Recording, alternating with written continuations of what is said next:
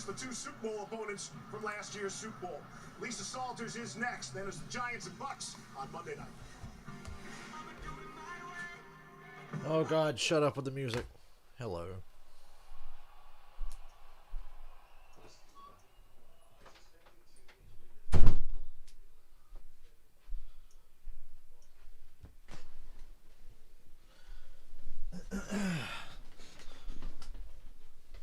Are you ready for some football? This game could either be really good or really bad because it's the Giants.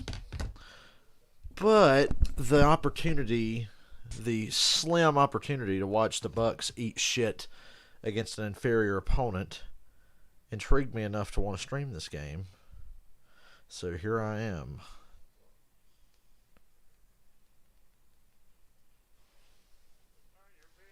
Hey, it's working. All right. It's the Night of the Living Derp.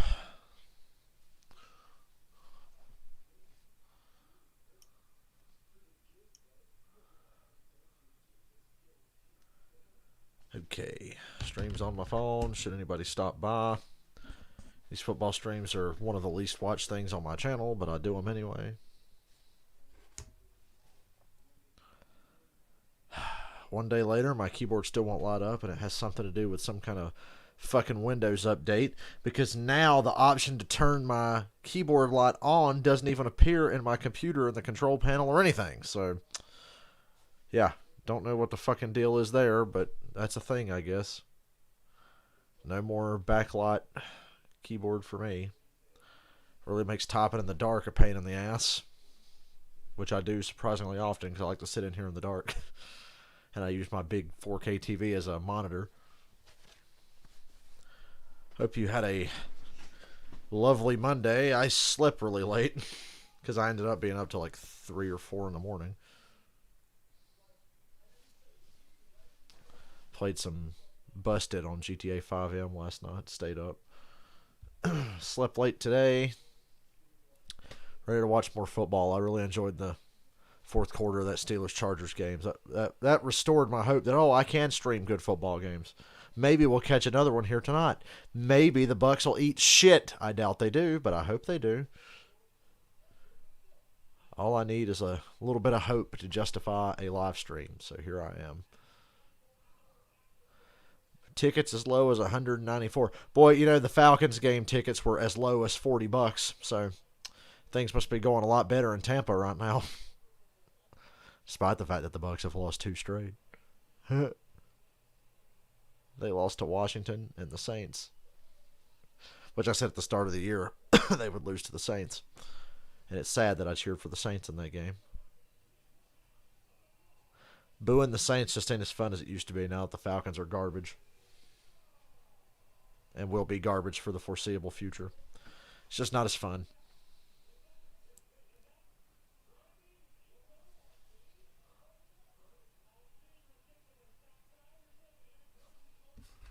It's the Giants and the Bucs, and we got Peyton and Eli. This 2-game skid. It's time now for our Experience boost as we send it down to Lisa Salters. I feel like I started my stream way too early again. So now I've got to sit here and fill 5 or 10 minutes or whatever. Should have waited. Goddamn Monday Night Football. I think all these night games should start at like 8:05. Not 8:15 or later. It should start as early as possible, 8 o'clock or 8:05, whatever. So we don't have to sit here and do this. And his forever QB. He's been a teammate of mine for a long time, so I love being out there with him. He's an amazing guy. It was back in week 3 against when Brady threw a bad pass and got Gronkowski killed. Hit from linebacker Jarrell Lewis. The impact broke 5 ribs and punctured his Brady's fault. The injury forced Gronkowski to miss the mega-hyped homecoming game for him and Tom Brady in New England the following week. It was definitely a bummer. In a way, it would have been very nice to play in it, but I was bummed that Gronk missed that game. We saw what way to go, Brady. The week before. Gronkowski ultimately sat out 4 games before returning in week 8 against the Saints. But after playing just 6 snaps, he left the game due to back spasms. Now back on the practice field for the first time in 2 Boy, if months, Gronkowski's body didn't break down because of injury, who knows how many records this man could have broken. I mean, he is the single most gifted tight end in the history of the game. Just he fell apart because of injury. And even still, he's a fucking beast, despite the injuries. But if he had been able to stay healthy most of his career, who knows? Get some touchdowns, just help out the offense throughout the game, and that's my goal. With a touchdown connection tonight, Brady and Gronkowski would tie Phillip Rivers and Antonio Gates for the most touchdown passes ever between a Wow, Rivers and Gates have the most touchdowns from a quarterback to tight end. And Lisa, regardless of position, only Peyton Manning and Marvin Harrison have ever had more TD hookups. And speaking of Peyton, the Manning brothers are over on ESPN2. Yeah, I'm on ESPN2. Where are they at? Progressive Monday night kickoff. The opening kick from Tampa is on the way. So I started my stream 5 minutes too early. Well,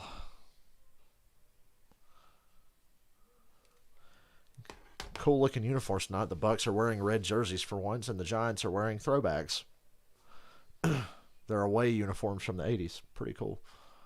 I'm a sucker for cool uniforms. The Bucs have some of the coolest uniforms, but they usually only wear white with pewter, and that's boring. Tonight they got red with white. I like the red with the pewter pants, personally. I'm an NFL fashion guy. Hey, Ozzy. What? Meow. What are you meowing at? What's your deal?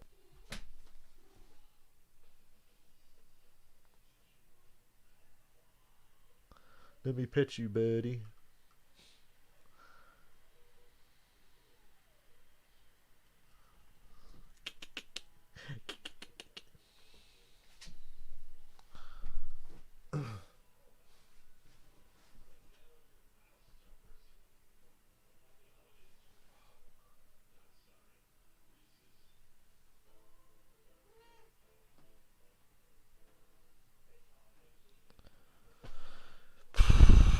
We've been on for 5 minutes and nobody's here yet.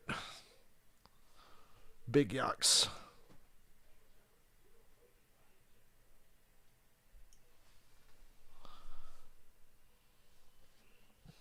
Just saw a video of my suggestions. It was the Haters Guide to this year's NFL Draft. And that was over, 7 months ago now? 7 months ago, I had a job that I didn't hate and was working in a house in the next county. Here I am now without that job because people are fucking stupid and can't get along and can't get off their fat, lazy ass and do the right thing. But that's okay. We will survive. Wish my fucking headset would cooperate here. Stay on the fucking lamp, dickhead.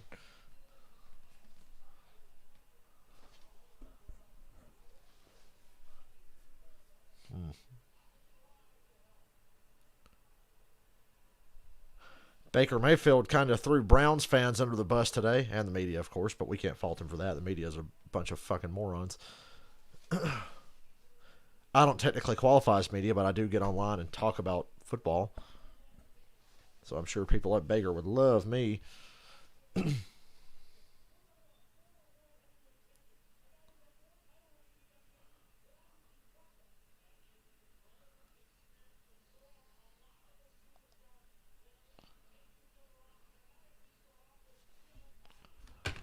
Start the game, please. It's about to start.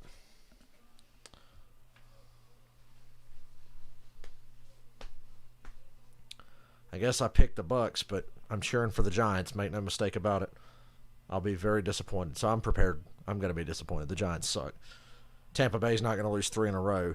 And if they ever did, it wouldn't involve a team like the Giants, would it? Although, remember last year on a Monday night, the Giants damn near beat the Bucs. The game was way closer than it should have been. And I remember I was really tired from work and barely paid attention to it, hoping the Bucs would just blow them out because I wanted to go to bed. Then it ended up being a close game.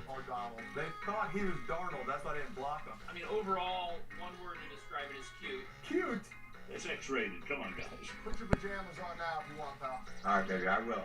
Hey, thanks for using silverware this time. So we made some improvements, but again, we need the smaller bites a little bit. I don't need practice on red zone day because I'm red zone Robbie G already. As great as you're supposed to be, the coach. Hey, didn't Eli Manning ask Draymond Green about a dead basketball player last week? I missed that part because I was not paying attention when the 49ers were up by like 27. At the dawn of sports broadcasting, a Rose Monday Night Football. A beacon of sports television entertainment with an iconic, illustrious... Never understood how Monday Night Football always got shit ratings.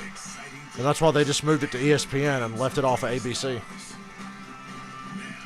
NFL gets great ratings no matter what, but Monday Night Football ratings always sucked. But the Peyton and Eli show make these bad games tolerable.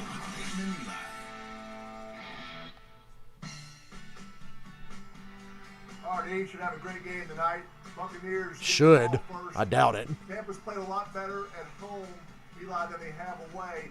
Last week, the very first play of the game, they jumped off sides. They had penalties. They had turnovers. They never got into a rhythm. Tonight, I expect them to play well. Look for a little no huddle in this game to start, E. No huddle gets you in that rhythm, as you know. You run plays that you know very well. Guys play fast. The Buccaneers want to get the lead in this game and make the Giants become a one-dimensional team throwing the ball. Well, the Giants' defense has been playing great the last 3 weeks. Eli's wearing a blue shirt. Good, Homer. And their style of defense, Peyton, they want to try to make you. Looks like the Bucs are getting the ball first. They want to say, hey, are you patient enough to run a 12-play drive? We'll give you the 6- and 7-yard completions. We're going to take away the big plays. When you try for a big play, we're hoping for an incompletion, get you in the 2nd and 3rd and long, and that's where they get you off the field. They also, if you do have those long drives, once they get to the red zone, they're one of the best in the league. They're not giving up many touchdowns, making you settle for 3. So we'll see what kind of style, who's going to win, that explosive offense or that stingy defense that Giants have been playing the last few weeks. Saquon Barkley's back tonight, but what a terrible game to come back in. The Bucs don't let you run the ball. And Saquon's he wasn't playing good when he was healthy. So here comes Tom Brady, about to get a whole lot of credit for a bunch of shit that he had very little to do with, like he always does. Wonder what Peyton thinks, saying that Tom is still fucking playing him. Peyton's been retired for 6 years, coming up on 6 years. And the running backs are trying to find lanes. We'll see if they want to get more out of the run. Will they change it up? Will they get outside? Will they do some jet sweeps? Will they try to just show some different looks to try to get more out of that run game? It's a play action from Brady. The Giants only rush 3. O.J. Howard's wide open, first down. They rush 3 on the first play.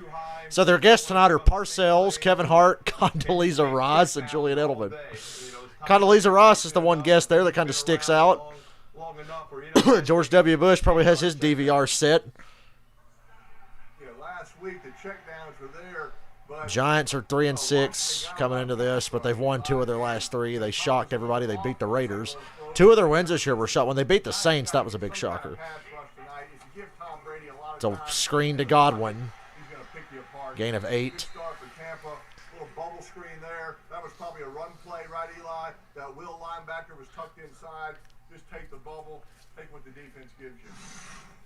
Yeah, I talked to Pat Graham, the defensive coordinator for the Giants, and he said, I asked him, he said, you're playing against a guy, a 20-year vet. How do you try to confuse them or do different things? Oh, poor Brady had such a hard time last week with all these weapons against the Washington defense. So it's an end around to Godwin. Easy first down. They're across midfield. Eli's on, I'm off. I'm not seeing any no huddle, but I see the jet sweep. Obviously, your sources are better than mine. My gosh, nice call there. It's tough on a defense, right? I mean, Eli, the whole line is going to the Giants' defense is backpedaling already. That's Chris Godwin. It's a tendency breaker for the defense. For some reason, I spent the whole week thinking this game was at the Meadowlands. I see it's a Tampa home game, and like they said, the Bucs have been a lot better at home than they've been away. So they're the anti-Falcons. And they fake the handoff, and it's reversed to Mike Evans now going the other way. First down. That's the new trend in the NFL. Running wide receivers all over the place. Getting them in the run game. Couple of new wrinkles from the Bucs here. Damn, Evans almost fumbled that. Eli kind of acts like he's going to come across. He comes back. It's actually a lead blocker on a reverse to Evans. You give the Bucs a run game, you're not going to win. So this is really not encouraging. Damn, Cameron Brate, great adjustment on that catch. Brady threw that way behind, and Brate made the catch anyway. Giants can't stop a thing right now. Last week they had a drop that goes right into a linebacker. Giants are coming off their bye week, if I'm not mistaken. I don't think they played last week. They look like they're still on their bye week. Bradbury on Mike Evans, but they run it with Fournette. Gain of 7. Right, a little outside zone, Pate. That's not something they do a whole lot, but getting Fournette on the outside there as well. So they're trying to maybe just get this. They're a big defensive. I am not encouraged by what I'm seeing so far. Guys moving, running sideline to sideline a little bit more. Tampa doesn't call that many running plays in the huddle. A lot of their run plays come off audible. Screen to Fournette, who trucks through Bradbury to get just enough for the first. Those were called running plays, but a lot of them were Tom checking at the line of scrimmage. Fournette's really settled in. He's the #1 running back. Last year, it was something different. It was usually Ronald Jones, and Fournette got hot in the playoffs. This year, they're riding Fournette the whole season pretty much. That's good for Fournette. He deserves it. He's a good player and a good dude. He's one of the guys on this team that deserves the success of this fucking superstar team. Boy, the Giants bit on that play action. Touchdown, Godwin on a screen. That was horrible by the Giants. Really good series of play calling there by Byron Leftwich. Brady audible to a run that one play. It worked. That was crazy. Wide receiver screen shouldn't be like this. God, the Giants are just clueless. Brate missed the block on Bradbury, and Bradbury still didn't tackle Godwin.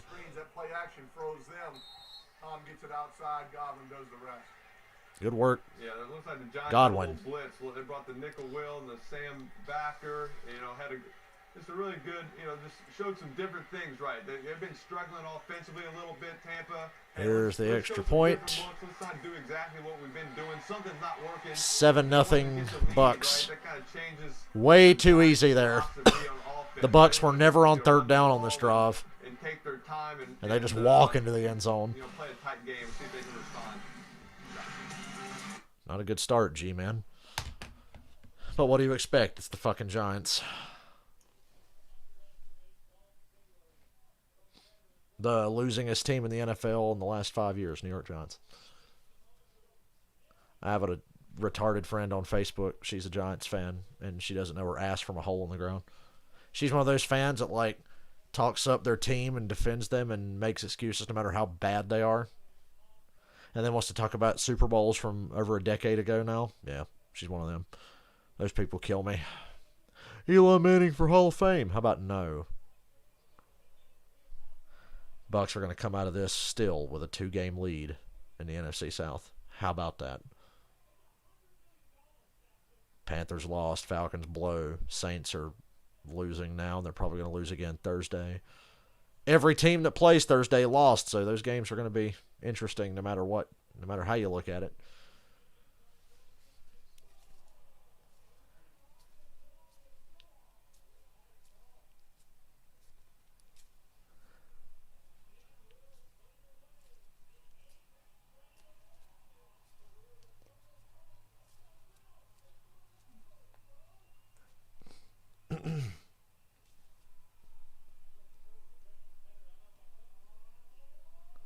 It's a Matrix commercial.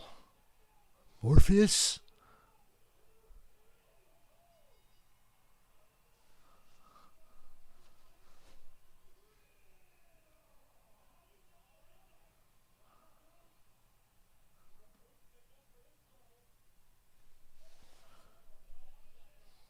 Wake up, Giants defense. We haven't even seen their fucking offense yet with old fumbling Danny Derp and washed up in his early 20s Saquon.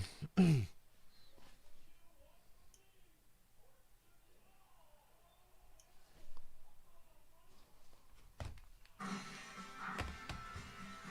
right, welcome welcome back. Obviously, Tampa just had a nice drive, get the touchdown. I think the Giants paid their offense side. They had Hey, Giants, can Danny Derp hang on to the ball? Really, since the Saints game, and they put up over 400 yards that game. But Evan Ingram, Galladay, obviously Saquon Barkley back, and not just as a runner, but in the passing game, he's so effective. So I think, you know, they still want to have long drives, run the ball, play action, but I think they could open it up a little bit more this week, knowing that they have more of their playmakers. You know, the Buccaneers defense got embarrassed last week by Washington. Tom Brady threw a touchdown with 11 minutes and 30 seconds to go down one score, and Tampa didn't get the ball back till 29 seconds in the game. Washington had over 11-minute drive. I mean, that hits right to the heart and soul of the defense. I expect. Well, they've had 8 days to think about how they lost to Washington that way, giving up a 10-minute touchdown drive to end the game. That's the dream scenario for your favorite team. You've got the ball, you've got the lead, but y'all just run the clock out and then punch a touchdown in with basically no time left. That's the dream. Nice and anticlimactic. Don't come out running the ball. You might as well give up that dream. They run it. Saquon gets a 1.5 yards, right on schedule. That'll probably be their best run play of the night. Shift that running back from outside to in. To me, it always just helps that quarterback know if it's man-to-man coverage or if it's zone coverage. Obviously, you don't want to do it just on pass plays. You want to do it on runs to keep the defense honest. Yeah, definitely. And then, you know, some teams that might have an empty check, right? Hey, versus empty, we're getting to certain looks. So it just kind of makes the defense communicate a lot also. Hey, we're going from an empty check. Oh, they're not empty. They got motion. A lot going on. The Derp, Evan Ingram. Was it Slayton? Slayton. Couldn't see the 6. You know, Tampa's defense is first down Giants. Similar to the Giants in their style. They don't play a whole lot of man-to-man. They play a lot of zone coverage.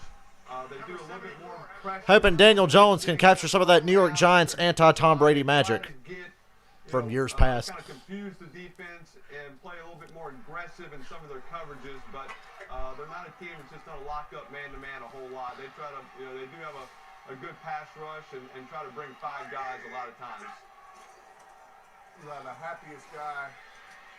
You go another first down. Galladay, gain of 13 off of play action fake. Because Tampa nose guard Vita Vea is not playing. I mean, that guy is a load. Yeah, the Bucs don't have Vita Vea. For Tampa, he causes that interior pressure. Right, Giants have weapons.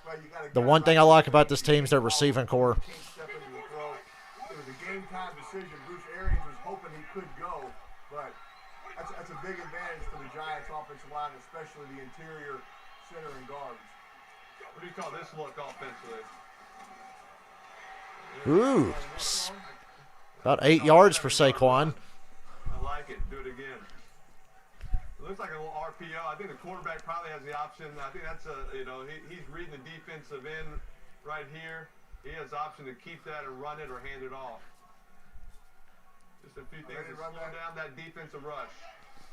They didn't run that when you were there? I don't remember them doing that when you were there. Yeah, just once. A run threat?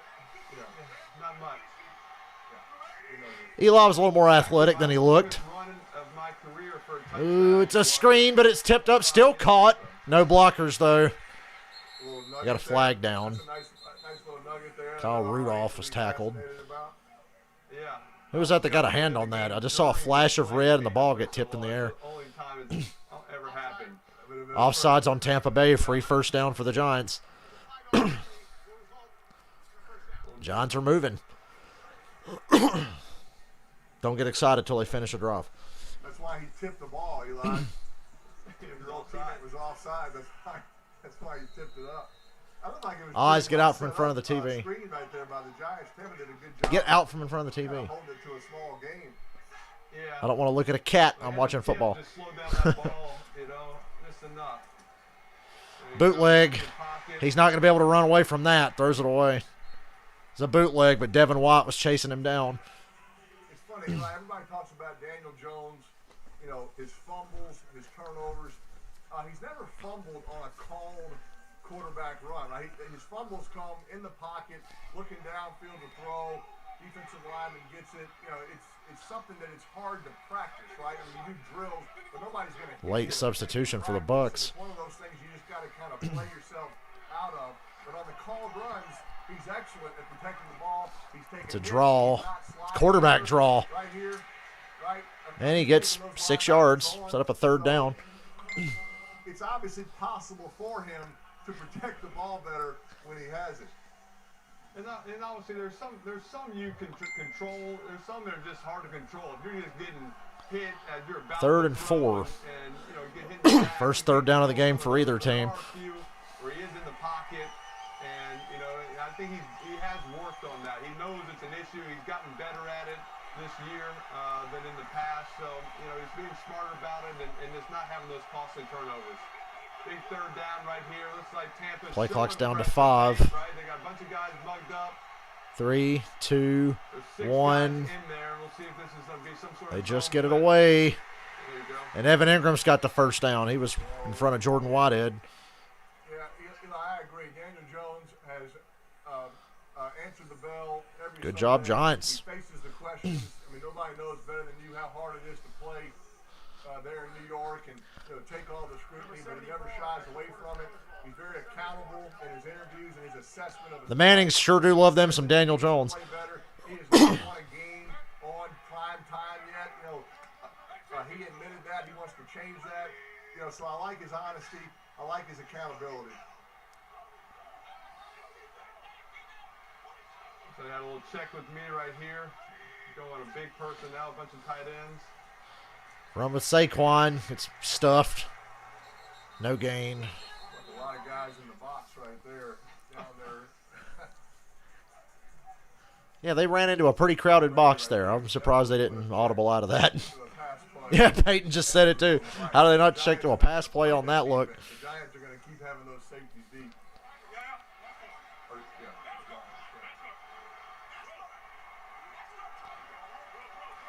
Parcells and Edelman will be the only 2 guests they have on tonight that I care about listening to. The Giants on the silent count, right?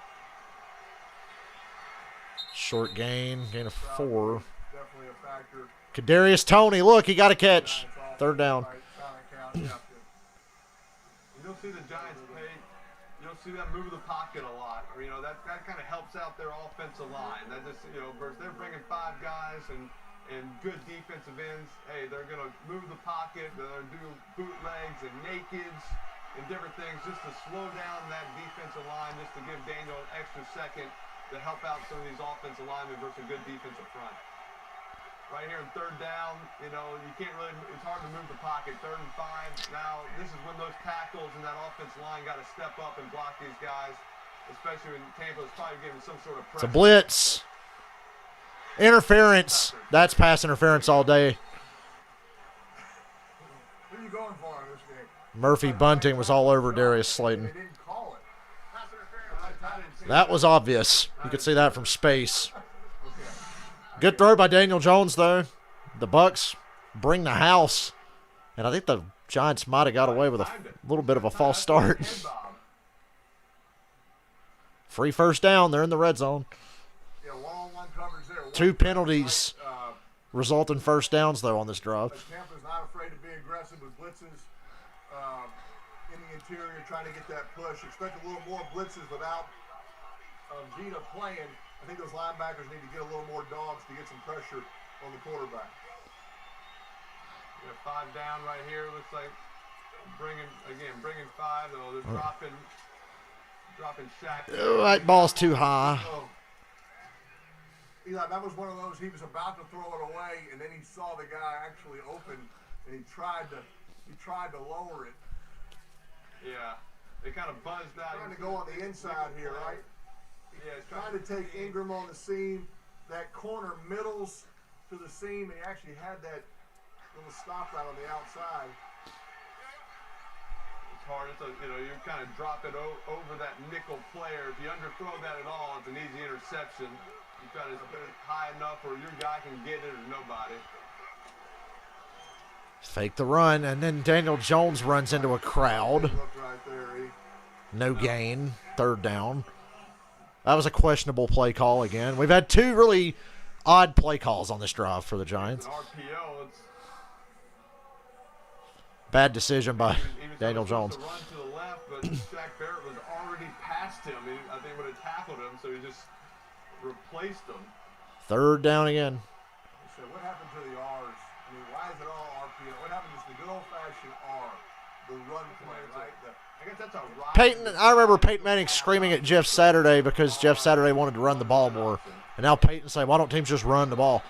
And we got, what do we got? I mean, the good old days. We got False start on the Giants. Joe Morris back there, number 20 for the Giants, right? Just hand it to him. Hand it to Barber. Hand it to Jacobs. Tell us about it, Eli. Ahmad Bradshaw, Brandon Jacobs. That asshole Tiki Barber Either could Sims, who retired and then the Giants won a Super Bowl. right? Yeah, but Hostetler had a good mustache. So These are the Jeff Hostetler throwback uniforms. Now that Eli mentions that. 3rd and 14. You got to get a fair, right? I mean, yeah, you got to be smart. I mean, it's not an ideal situation. It's a good drive, answering Tampa's drive. You're not supposed to convert. You're not going to get a 3rd and 14. Just have a turnover. Throw it away. Ah. Kadarius Toney Tried to move the pocket, nothing there. almost had a chance to make a play on the sideline, but the Derp threw it away, which was the right play there. Throw it away. Don't take a chance. Turnouts on 3rd down. Go for a field goal here. Really cramp the field. Good drive, just sucks to end in field goal. Field goals aren't going to beat Tampa Bay. Conservative call there.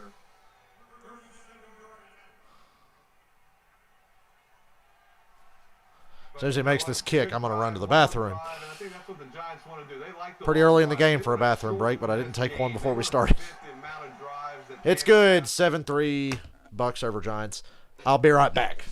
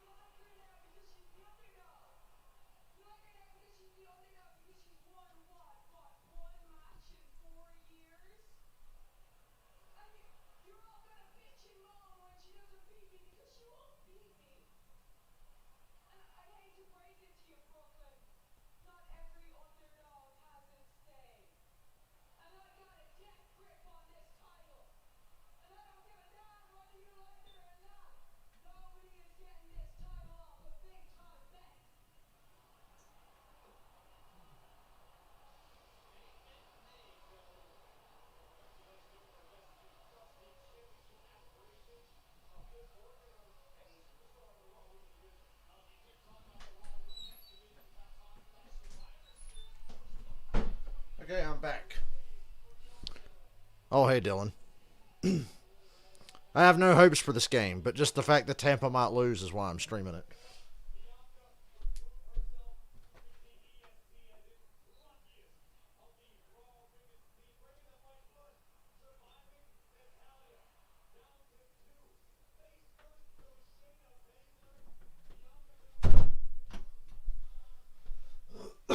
Ozzy, you were yelling to get out, and the door was open the whole time I was in the bathroom. You didn't take it. Oh, my God, it's Bill Parcells. Parcells with us. Coach Parcells, you won a big Super Bowl. The last great Dallas Cowboys coach. High-octane offense in the Buffalo Bills. Question for you. If you were coaching today, how would you stop this Tom Brady Tampa Bay Bucs offense? Well, you know, they didn't have any minus plays in that first drive, and that's not a good sign for the Giants defense. Everything was positive for Tampa, but Parcells is still so sharp. He's old as fuck, but you know, this guy is so smart. You mentioned early in the quarter, slow this game down a little bit, have some sustained drives themselves, and they did get something out of that drive. He's like the Palpatine to Belichick's Darth Vader. You know, you need quick inside pressure. I would try to. And the Bucs are going to start inside their own 15. 5 or 6 plays a game, or that's not something that you can consistently do. I would definitely try. At least the Giants got points. The Bucs didn't even get to third down on their drive, and they marched right down the field. But at least the Giants came back and got points too. Just like I used to try to do to you, Peyton. It's all about pressure. That's how you just. It's simple. It's pressure. That's a good plan. I like it. No pressure. Brady's gonna sit there and dink and dunk your ass all night. Question for you. Back in 1997, you're head coach of the Jets. Peyton They can beat me running the ball, but they're not going to beat me because Brady's got a clean pocket. I can tell you that. To come out of And they come to the run, gain of If 6. you would have come out, would you have drafted him, number one? And also, how would you have dealt with his 28 interceptions that he would eventually go on to throw his rookie season? Eli's throwing Peyton under the bus. Well, we definitely would have drafted him, but I would have probably cut my throat at about number 15, so I was 13. Making fun of Peyton's rookie interception record. And an easy first down to Godwin, wide open over the middle. By the way, you know something, Eli, I'm a little upset with Peyton. Peyton Manning's probably going to kill himself. They photoshopped him in a Jets uniform. Ugh. And it was a bad Photoshop, too, but still, Peyton in a Jets uniform. I'm surprised Peyton's not projectile vomiting all over the place right now. And it's another screen. And it goes for 10 fucking yards and a first down. Giants! It's too easy for the Bucs right now. I'm always studying film, even on Saturday nights in Chicago, Coach. Well, What, Peyton? You mean you didn't go to Las Vegas like Ryan Leaf said he would when he wanted to be the first overall pick in the draft? Coach, you actually had a chance to coach Tampa in 2002 to be head coach. Fournette was wide open underneath, gains about 9. What happened there? You know, I was having some physical problems, fellas. At that point, It's amazing that Fournette has turned into a receiving running back. That's just not something I ever imagined. But that's what you have to be in a Brady offense. The running back is his favorite receiver. And Fournette gets another first down. Bucs have still not been on a third down at any point in this game. Brady's 8 of 8 for 74. Coach, we're watching Tom Brady right now, and you know he's won a gazillion Super Bowls and one of the great all-time players. But there's a guy who helped you win a couple Super Bowls with the Giants, and definitely thought of as one of the all-time great players, and that's Lawrence Taylor. And I know we're going to talk about convicted sex offender Lawrence Taylor now.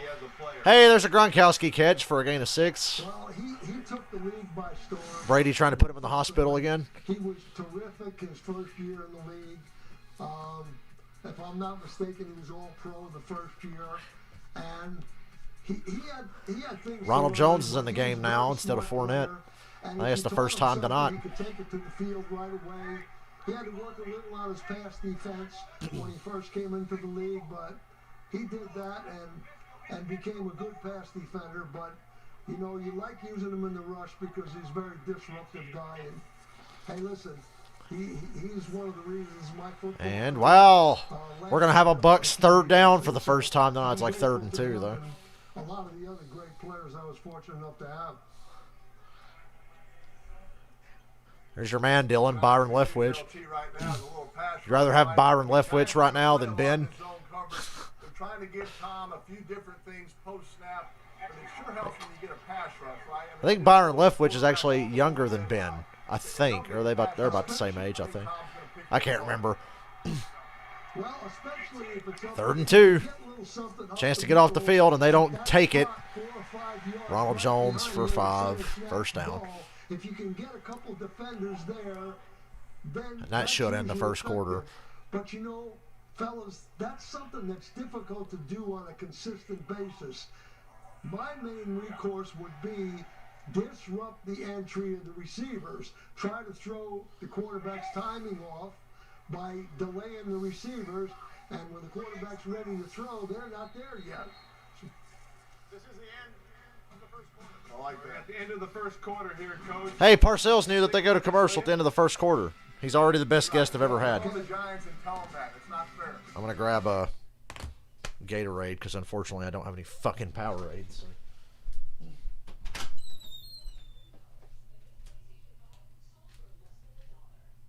There are no PlayStation 5s.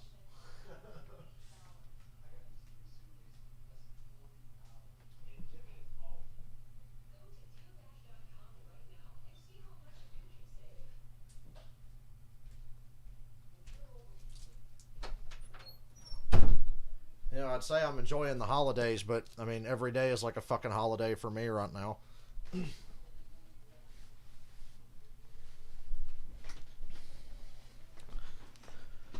If there wasn't, excuse me, football on Thursday night, I'd walk to town when they turn the Christmas lights on. But I'll be watching football and streaming.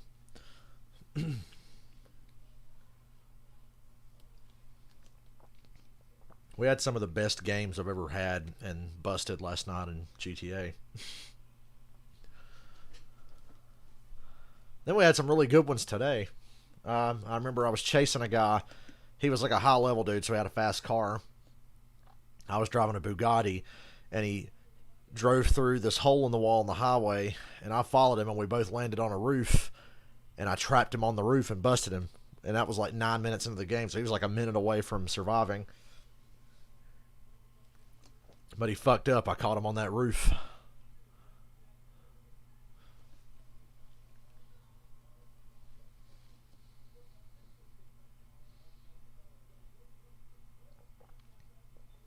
And we're back.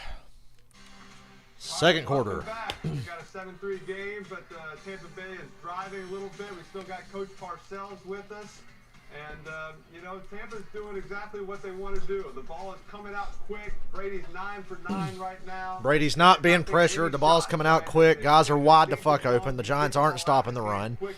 The Giants are not doing anything right on defense. They're not going to go press man and let Mike Evans just run down the field and throw a go route. So they just got to try to get an incompletion, get a little pressure on Brady, make him get into a... See that ref patting Brady on the back? God, referees kiss his ass so bad. I think him getting calls is a little overblown, but when I see refs dapping him up and patting him on the back, it's like they don't do that with anybody but guys like him. It's like, oh, Brady. The referees are like pick-me bros when it comes to Tom Brady. So you can be sure that's back in the back of the defense. Oh, Brady wanted to go deep. He had to throw it short. Fournette had time to catch it, fall down, get back up, and still get 6 yards. Hey, all we need is one. Because that's how bad the Giants are. You know, one hit on them, one turnover, and that changes the game and the way it's played. So you just got to sell your players on that and try to be as persistent as you can with your effort to do what you're trying to do. Parcells sounds like he could coach tomorrow. Up the sideline, and Brady missed Evans. Bradbury had him covered, though. Third down. The defensive-minded coach or defensive coordinators when the offense went no huddle. Bradbury's really underrated. I don't think he gets talked about enough for being as good as he is. And with the Bucs, I don't know who you put him on. He's mostly been on Mike Evans tonight. The calls really wasn't an issue because we used to practice it so much that, you know, and Buffalo was using it and on a full-time basis there for a few years. And, you know, if you get surprised with it, sometimes it bothers you a little. They're down. They're in field goal range. Need a big play here. Brady's running. Oh, what? Brady just shook a guy and then drop kicked somebody else. Is that a hurdle? I've never seen him hurdle. That's a new move. Who was that had a clean shot at Brady and totally missed? Okay, Brady draws back, and then he turns into Lamar Jackson. And ooh, that got how? And then Brady drops and kicks a man in the legs. Thing he does, he keeps his eyes down. That was a nice slide, though. I give him that. And if you're the Giants, who the fuck is that Giants player laughing about that? Quit fucking cheering him on. You know you're playing against him. Everybody had a free shot there to knock the shit out of him and didn't take it. That's what kills me. Brady's a runner. He's like 5 yards down the field. Knock his ass out. Screen to Godwin, goes for 7.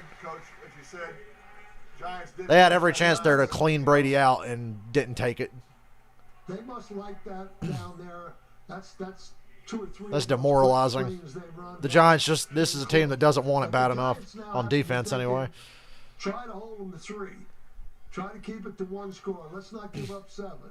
And that's where you got to perform in that red zone, and that's a difference maker in a lot of NFL games. You know what? The Giants deserve this because John Mara is a douchebag, and he's the reason we have the stupid new rules about taunting this year. 3-man rush. Ooh, batted down at the line. So, you know, and Another third down. They finally get a good play on second down. They're getting the Bucs on third down now for the third time this drive. On the first drive, they didn't get them on a single third down. You know, last time Brady ran for the first down here, so there's a big third down right here. You know, that's one of the most annoying things, right? No pass rush. Defensive lineman's not even close to the quarterback, but because of that, they get their hands up and bat the ball. Batted ball should be illegal. It should be banned from the NFL. Brady's got all the time, and Mike Evans is wide open. First and goal at the 10. He had Evans on the quick stick. Tampa does a good job moving Evans around, Coach. They, you know, instead of just keeping him outside where you can double cover him, they put him inside a lot where you can get two-man and still get those out-breaking routes. Yeah, I like him. He's a big physical receiver. He has good speed, and they know how to use him, and Brady has confidence in him. You can tell that. But this drive isn't over yet. You know, this is where it starts to get stickier and stickier for the offense if the defense can just kind of hold the fort here. This is always hard. I thought, you know, first and goal. Horrible throw by Brady, but the pressure had a lot to do with that. Second down. All tight right there, and that's what you need. First down production for the Giants. Get an incompletion, and now, you know, Tampa, they're kind of like they need to hit Brady and get pressure on him. Dude, when he was running, they could have clobbered his ass. Run on second down, second and long here. If you run and don't get much, you don't want to be third and goal from the 7 or 8 yard line. Then it'd be Blaine Gabbert time. You think the Giants would stand a better chance against Blaine Gabbert? Nah, he'd probably do about the same as Brady. Let's be real. With this offense, it doesn't matter who the quarterback is. Third and goal from the 8. Well, it's third down and 10 now, or third and 9. They only made one on that off tackle there to Fournette. So this is the big play of the drive right here for both teams. Yep, this is the drive, and I'm sure there will be a defensive foul or something to extend this. It's about that time. The Bucs are due for one. They haven't had one of those go their way tonight. Pass interference or a hold, illegal whatever. Roughing the passer. That's what they've done. That's where they've had success. Yeah, they only rushed 3. Peyton called it. Brady's going to have all day. Look at that. Somebody, a touchdown. Here comes a touchdown. Wow, Brady threw it out of the back of the end zone. The coverage worked. 3-man rush, drop into coverage. It actually worked. Going to hold the Bucs to a field goal. That's huge. Yes, it is. Now, you know, if you want to put the cherry on the cake, let's block the field goal here. And then everybody's happy. That's a dream scenario. Boy, that's a lot of silence there. Stay with us after this field goal. Coach, we got some serious questions coming up. We got horse racing questions and Phil Simms questions. So please stay with us after this commercial break, after the field goal.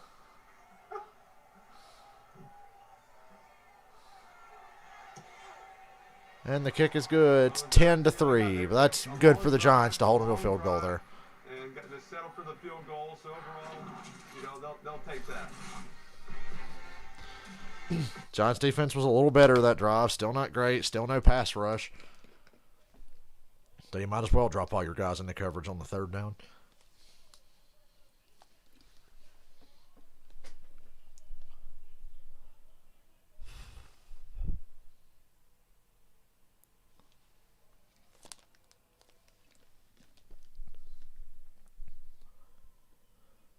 I need to get off my ass and shower after this game, but I don't know if I'm going to feel like it. Need to play GTA 3. I still haven't played the rest of GTA 3. I've only got a few missions left, but I keep procrastinating on it.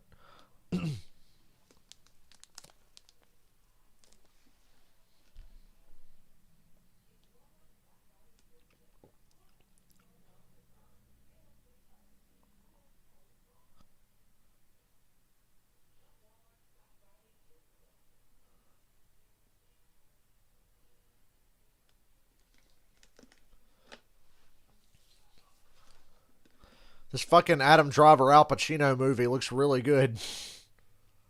And it's nice to see Jared Leto's getting to play a guy that looks how he's going to look in about 15 or 20 years. It's that Gucci movie or whatever the fuck it's called. Ooh, I love Al Pacino. Al Pacino could play the shark in a Jaws remake.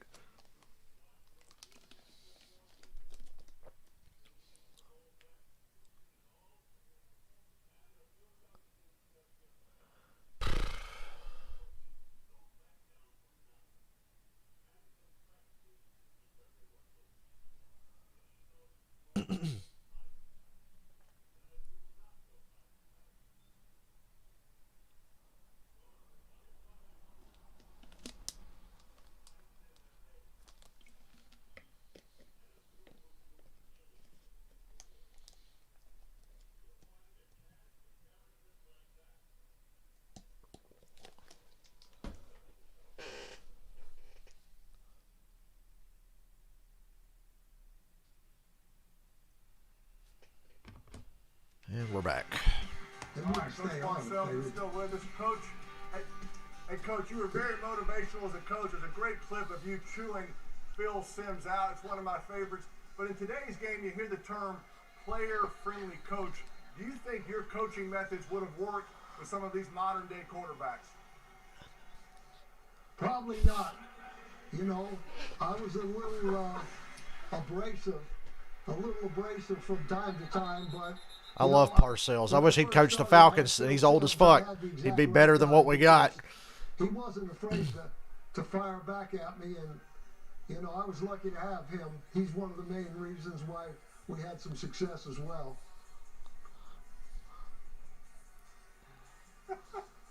I am going to talk to. I'm going to talk to the administrators at ESPN, though, fellas. Here we go. It's a Monday night game. They're bringing me out of mothballs, and they send me 2 retired celebrity country club going quarterbacks to do the game. Come on. How are we going to score? The Derp throws it short to Ingram for a gain of 3. And Bill Parcells is roasting Peyton and Eli. Don't you make your mind up with him. I'm trying to get the first down. Shut up, Sims. Now don't be a damn low-class player. Hey, Phil, I'll run the game.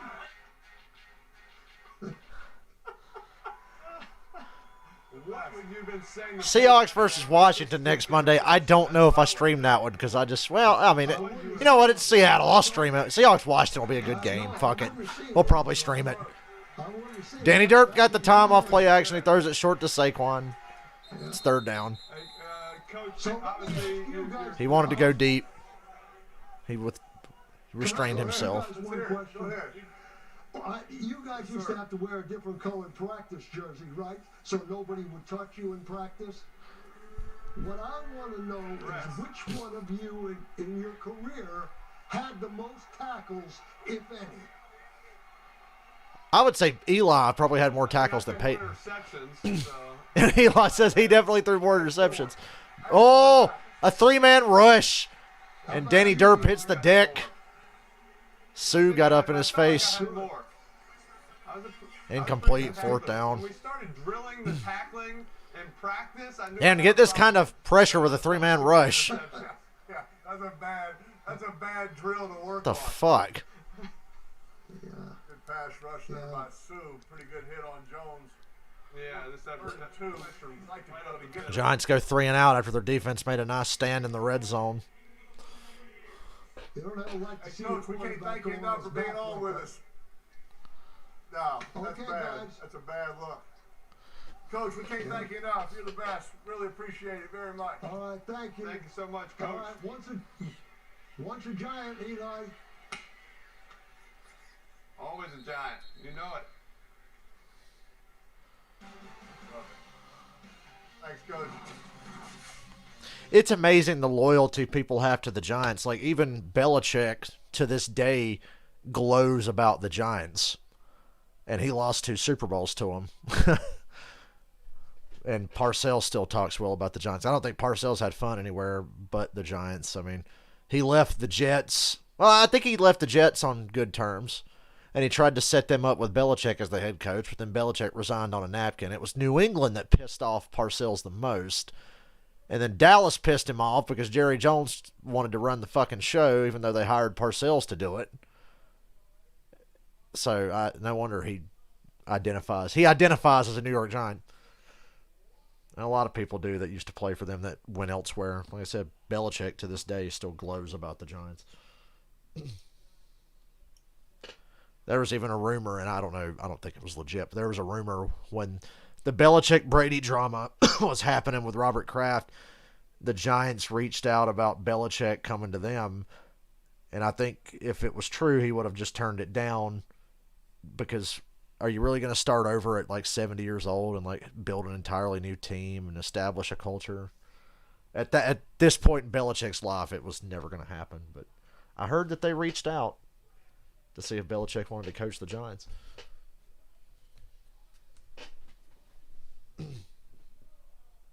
That would have been crazy. That's like his dream job, though. He's too old for it, though. Might as well stay in New England till the end. And don't look now, but New England's in first place.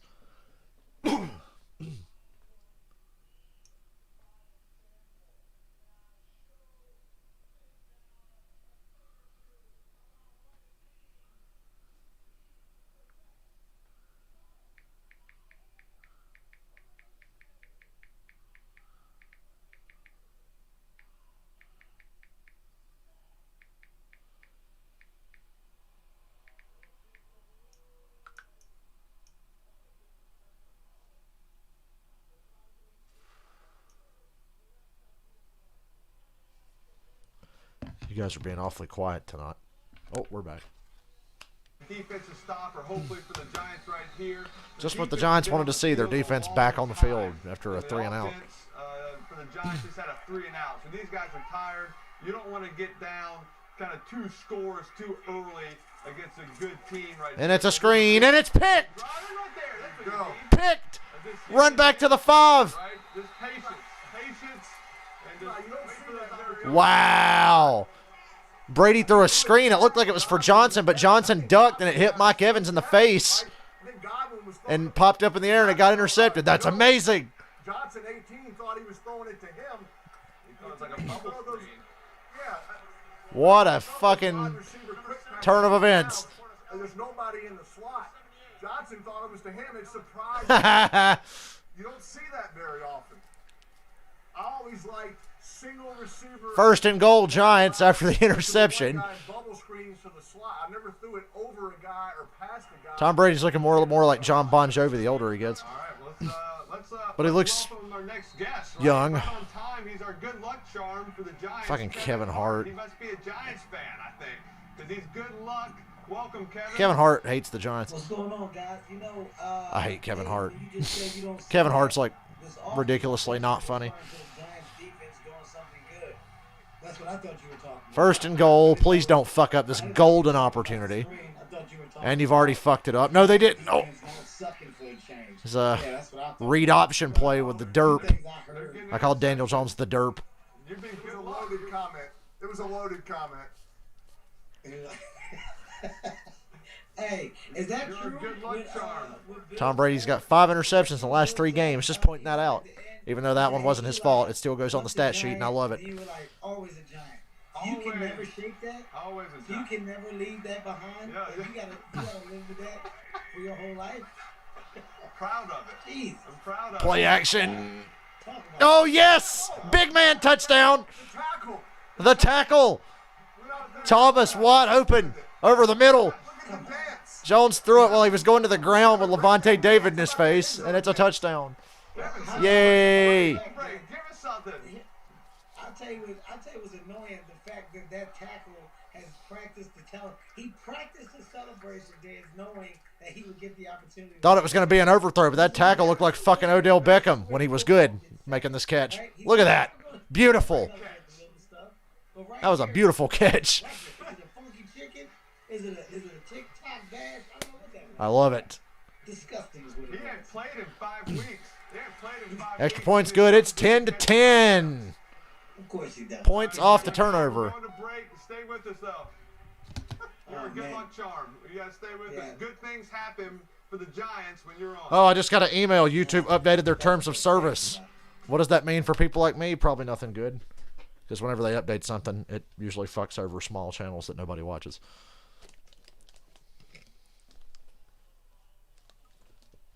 I'll probably forget about that email and never see it, so I don't know what's changed.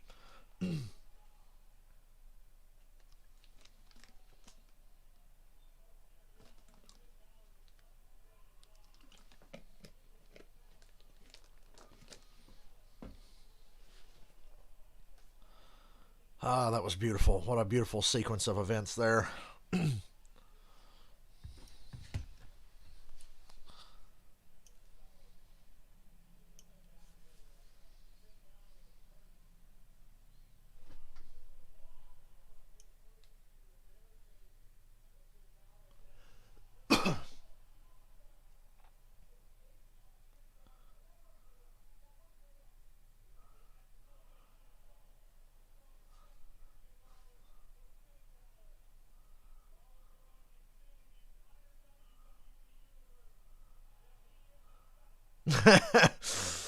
Once again, old Barry McCockiner, he said, the Giants are trying to take away the deep ball from a quarterback who thrives off of checkdowns and screens. What a brilliant game plan. He's got a point. They were all over that one, though.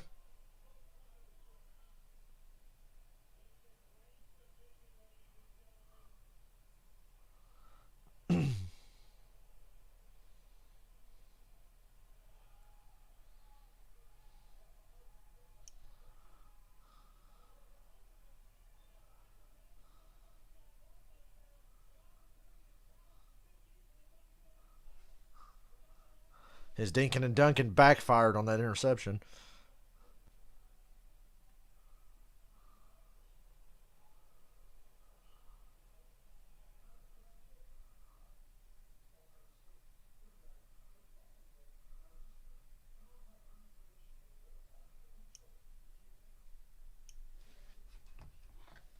I'm here for it. All right, we're back. The Giants D just got a big interception, and the Giants scored, tied up the game. We still have Kevin Hart with us. And obviously, Kevin, I mean, you were such a big entertainer. You're an actor, a comedian. Eagles fan, so fuck him. Why you're on the show. Yeah, you're on the show because you are a big football fan. Have you always been a big football fan? You know, Eli, I see what you're doing here. It's very childish. It's very childish what you're doing, okay? Yes, Eli, I've been a massive football fan. There's other words that we can use to describe it without you emphasizing the word big. And I just want you to tell you, I see through your mess. And I'll tell you what else I see through. This fake brotherhood that you and Peyton had. I know the truth. You don't like each other, okay? I've been looking through the small for all these years. The gig is up, boys. The gig is up. Nobody believes it. Nobody believes Boy, it. Kevin Hart really dragged this show down. Bring back Parcells, please. In the room. Instead, you're doing this whole forced viral thing, trying to make the world think you're close. I know you're not even spending Thanksgiving together. The family probably doesn't eat together, do they, guys? I know the truth. I can see right through Oh, it, man. short run. I see right through it. I hadn't had Thanksgiving with Peyton in 25 years. Definitely right about the Thanksgiving. Hey, Kevin, a lot of people discovered that you were a big football fan at the Super Bowl. Got an offensive lineman for the Bucs going to the locker room. I couldn't see who it was. A picture of a security guard grabbing you at the podium. Excuse me. Tell us what happened that night. Gronkowski tackled short of the first, third down. Well, I can tell you exactly what happened, man. Okay, well, first of all, this picture here is okay. This I felt like we could went with a different shot. This here is me clearly saying, you know who I am. That's me clearly. Yeah, I'm clearly telling one person, now wait a minute, I'm Kevin Hart. I'm telling the other person, look at my eyes, right? So, look, man, there was a moment. Quick 3 and out here will be beautiful. Not going to happen, though. Because like I said, the Giants are trying to take away a deep ball from a quarterback who throws screens and checkdowns. Glorified Alex Smith. Brady's got all the time. And look, Gronkowski's wide ass open down to the Giants 30. Gee, how did Brady throw that ball? He was under such duress. I mean, my God. Who else gets that much time in the pocket? And it wasn't even a pretty ball either that he threw. It was a wobbler. Giants should have used a little security on Gronkowski there, Eli. How did he get so open? He got so open because the Giants' pass rush is non-existent. I mean, they're covering well. But when you give Brady 9 seconds to throw, I mean, Gronk was the first read, and then he came back to like the 8th read. Brady had time to cycle through every read and come back to Gronk, who was the primary receiver anyway. Oh, Brady ducking the pressure, throws it short to Evans. Gain of about 7. You're trying to take away the shots, but you got to get a pass rush. Well, everybody knows that. I mean, that's I was going to say, that's the beauty of... You're an Eagles fan. You're an Eagles fan. Apparently, they allowed you back on the field after a 3-year probation for the way you acted after the Super Bowl. You were at the game yesterday when the Eagles beat the Saints. So, what do you think of the Eagles team this year? Well, first of all, I was not on probation. There was just a conversation that was had with me and the organization just about Ronald Jones gets 4 yards in a first. When it comes to drinking, and that was easy. Okay, dude, I came back home. As you see, it was a big deal. You're a Giants blue. I'm on the field. I'm leading the charge. It's not. Don't worry about my jacket. Okay, it's not about what I wore. But listen, man, I got to go home. I got to watch my team play live in action. I think we're a young team with a bright future. I love the young talent. Whose idea was it to have Condoleezza Rice on the Peyton and Eli show? Things to get excited about. This is when it's dope to be. Oh, look at that. Ooh, Gronk dropped it. Batted out of his hands. You're always going to have a chance to get back to the good. Looked like he was wide open.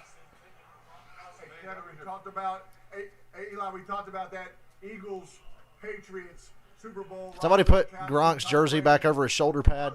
It's bugging me. I've got OCD and it's bugging me. The same plays that the Patriots ran in that Super Bowl right there. That's a classic trap pass play. They pull the guard, Gronkowski right down the middle. Nice breakup thing by the Giants. Did Tampa steal that play from Indianapolis? Yes, they did. But it's still a Peyton said they used one of his plays. I just want Tom to cite. And Cameron Brate's wide open, first and goal. Wow, that just happened. That just happened. We used to run the same play in my church league. It's a trap play. It's one where you pull.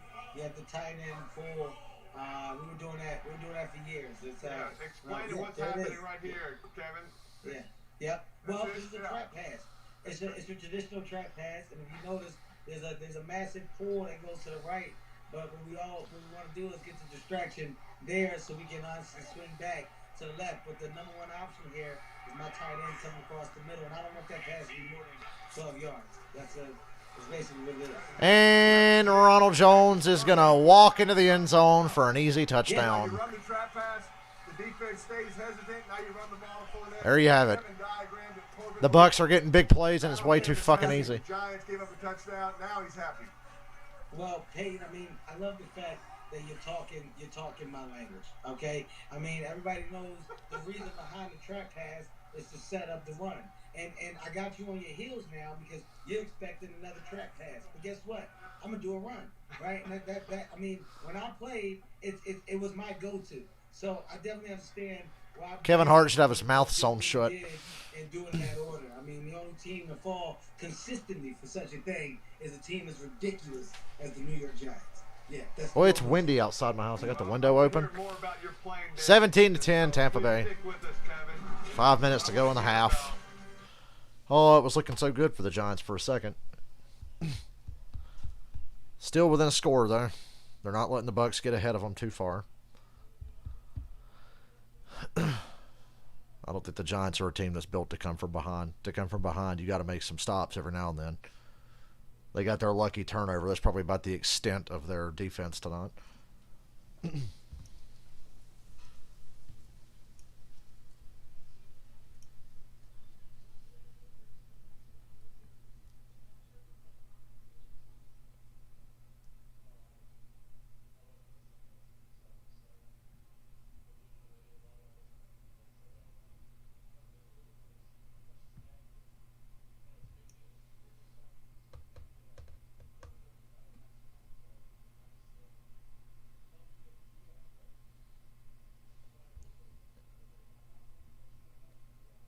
Now, we had a fat guy touchdown, but it still wasn't as cool looking as the fat guy touchdown that got called back last Thursday in the Dolphins game.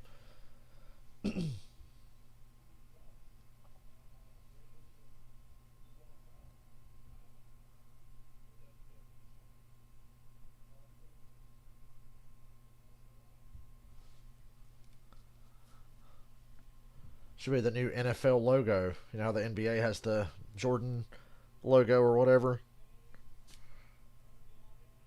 Should be the Dolphins offensive lineman upside down tumbling into the end zone last week.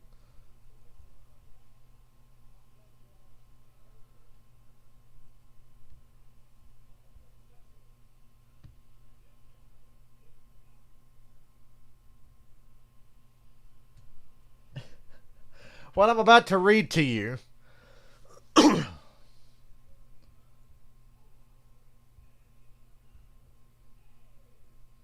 should be a joke, but it's not. NASCAR appears to be studying the futuristic idea of flying cars, as it recently included it as an option in a question to its fan council about possible exhibition events. So 900 horsepower is too expensive, but flying cars, maybe. As promised, Kevin, What? When you were younger, you only played in one real football game. I'm surprised y'all ran a trap pass in that game, but you said it did not go real well. Can you explain maybe what? I wish I was joking about what I just read. Well, I mean, listen, Eli, I don't know where you get your information from. The one game that I played in was here in the States.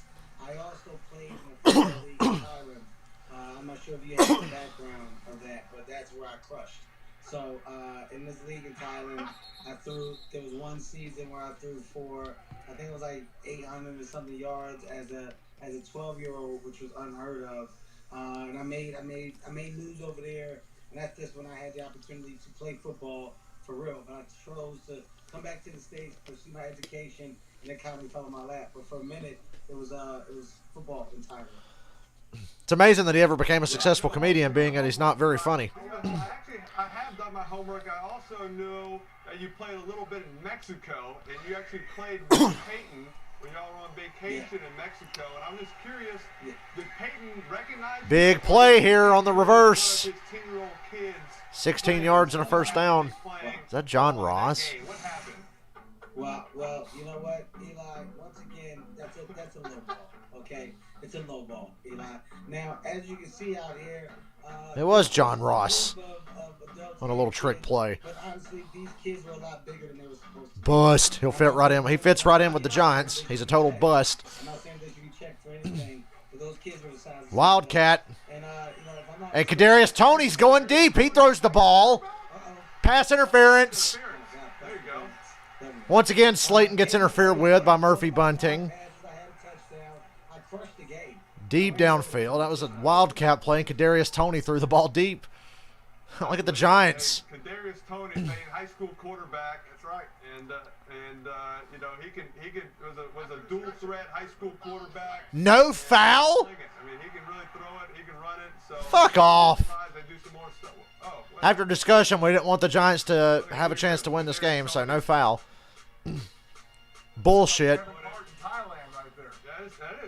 That was interference every day of the week. Don't care what you say. Get the footage, I promise you. If you guys go to www.thailand.littleLeague.football.EESSXY02395787, you'll notice a lot of footage, game footage. So that was pass interference, and it gets called off. And just tell me what you think. Yeah. What was the penalty there, Pate?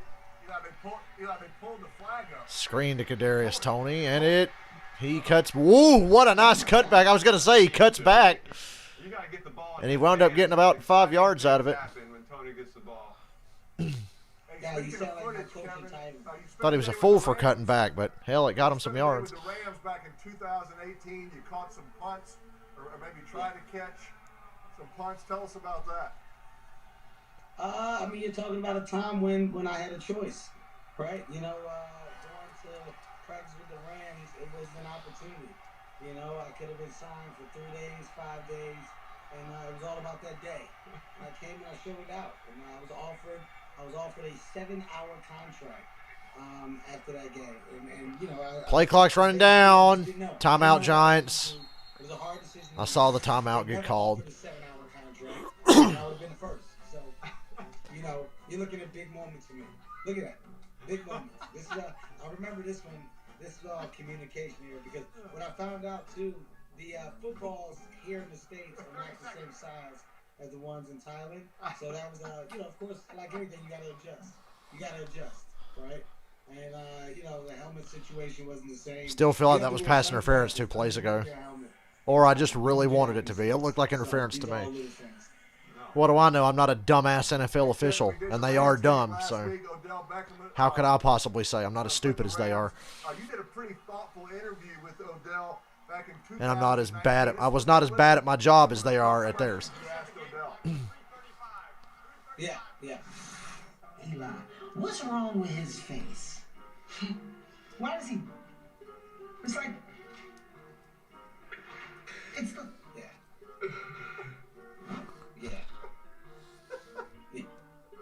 I mean, that's a gripping interview right there. I mean, listen, hey, I'm not asking the questions that I want to know.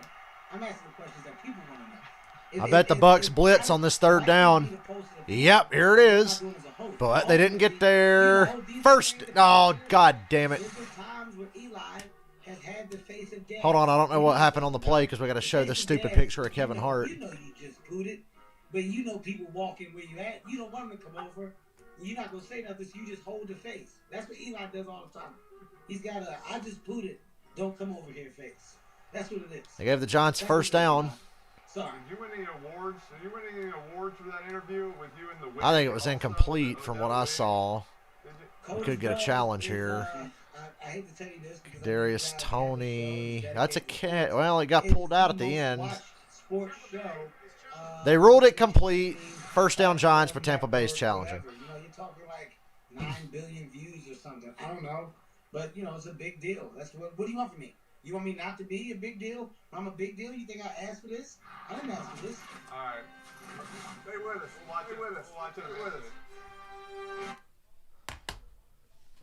Yeah, that's going to be overturned. It'll be 4th down.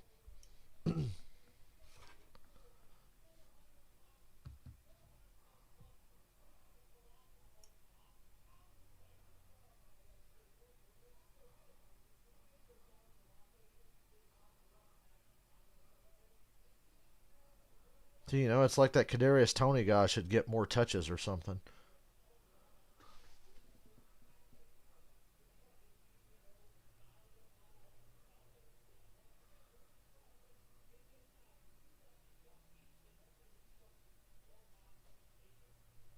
So apparently a fan jumped the rail at Raw and attacked Seth Rollins. Why? That dude should have got his ass stomped. You do not jump the rail at a wrestling show. You jump the rail, you're going to get your fucking ass beat. I just saw a video of it.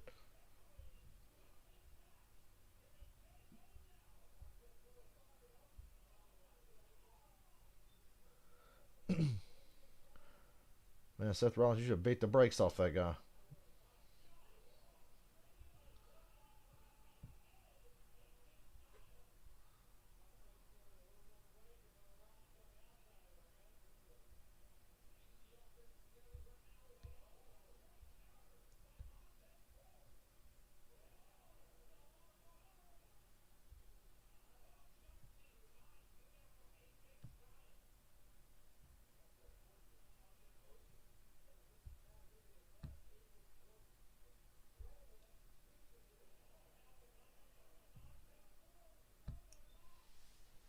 I remember the guy that jumped the rail at the WWE Hall of Fame and tackled Bret Hart, and as he's getting carried out, I can't remember which guy from the Revival it was, fucking popped him in the face. And then he fell to the ground. That was great. Oh boy, Thanksgiving. Gonna be a busy day. It's like my favorite holiday. I think Kadarius Toney has a better arm than Daniel Jones, if that other play was any indication. And yeah, they overturn it. It's 4th down. Giants going to have to punt now. Kevin, every time I turn on the TV, I see you and your face on a commercial or a new show. In fact, I think I see you more than on TV than I do Peyton, which is amazing in itself. But so what's new for you? What's happening? Well, it's an exciting time for me, unlike the Giants.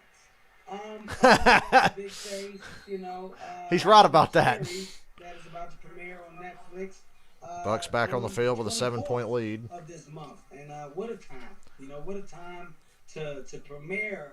I'd like to see more of Kadarius Toney throwing the ball for real. That dude fucking flung that shit. What better way to celebrate the holidays than with some Kevin Hart? I mean, I can't think of anything else better. Watch me like you've never seen me before. It's a drama, a thriller to some degree. You know, I'm pretty much putting my talent on display in a way that most have never seen it, Eli. So I said for this year, I'm going to give you something to be thankful for, and that's a little dose of me. True story. Oh, boy. No pun intended. Little dose of you. Got it. Yeah. Eli, Tom Brady is the best in this situation right here. 3:25 to go in the half. For a long time, it's going to take 3 minutes and 24 seconds. Fournette gets a yard. Because the Giants defer. The Giants are getting the ball coming out of the second half. The last thing Tom wants to do is give the ball back to New York. They go down, get a field goal, get the ball, first possession of the second half. It's the last shot. New England kind of started that. They kind of patented that. Bill Belichick, Charlie Weiss. That's the Madden. That's what you do in Madden. You defer, and then you eat the entire second quarter and get back-to-back possessions. One thing that Tom Brady does well is this. He's the king of getting the ball right here and doing this drive. You know, with about 3 minutes left, you know. And they missed the tackle on Mike Evans, who's free up the sideline, near the 40, out of bounds. One missed tackle. Real disciplined defense here by the Giants tonight, guys. And this is where Tom Brady thrives. So, you know, as a guy that studies the game, studies the quarterbacks, you got to know who you're playing against. So, you know, the Giants, instead of backpedaling and, you know, kind of. Ooh, he just got Evans out of bounds. They're going to call about 10 of those yards back, I believe, and they do. Like you and I, like us two greats. Man-to-man, bottom of the screen. Bradbury on Evans. And Brady throws it short to Gronk. They're going to the 2-minute warning, I think. Still taking their time, like they're huddling almost. They'll take it to the 2-minute warning right here. This is right on track for him.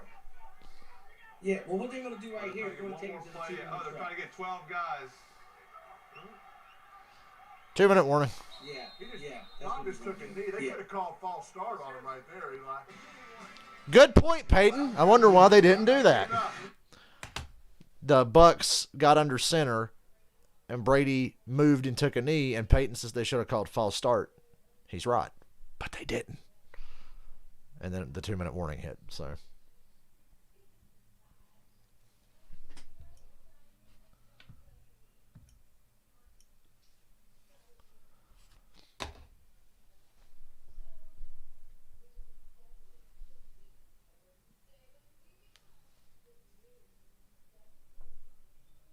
I'm just watching the video of the fan jumping on Seth Rollins again. Hold on. I got to hear sound on this.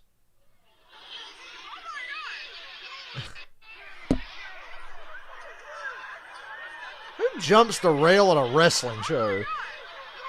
Seriously. Plus Rollins ought to jumped in there and beat the shit out of him.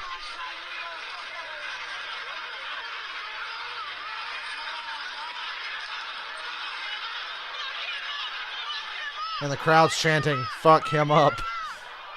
Well,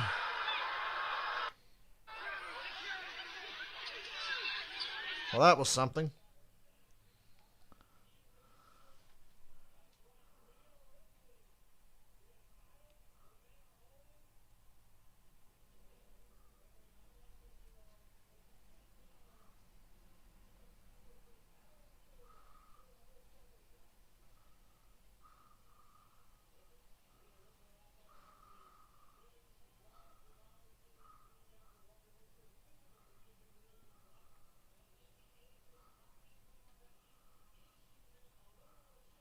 It's not that same guy that tried to knife John Moxley that one time at a SmackDown taping.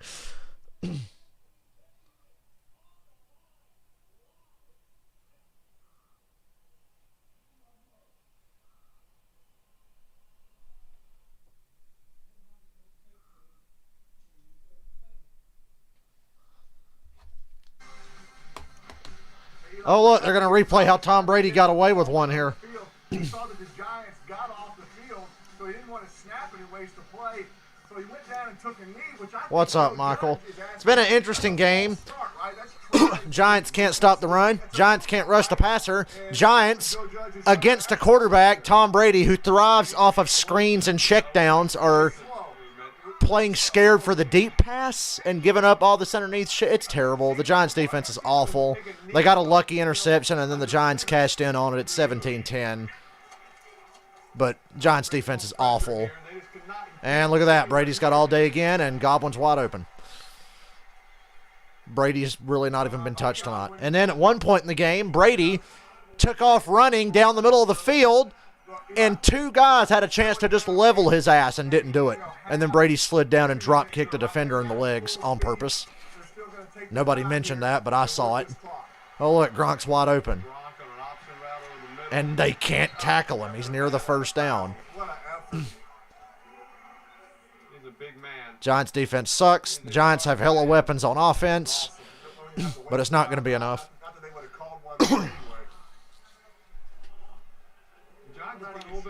Eli and Peyton have been funny tonight.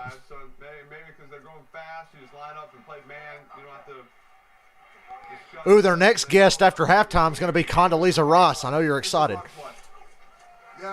Fournette on a draw. Oh, look, the Giants can't tackle anyone. They are terrible.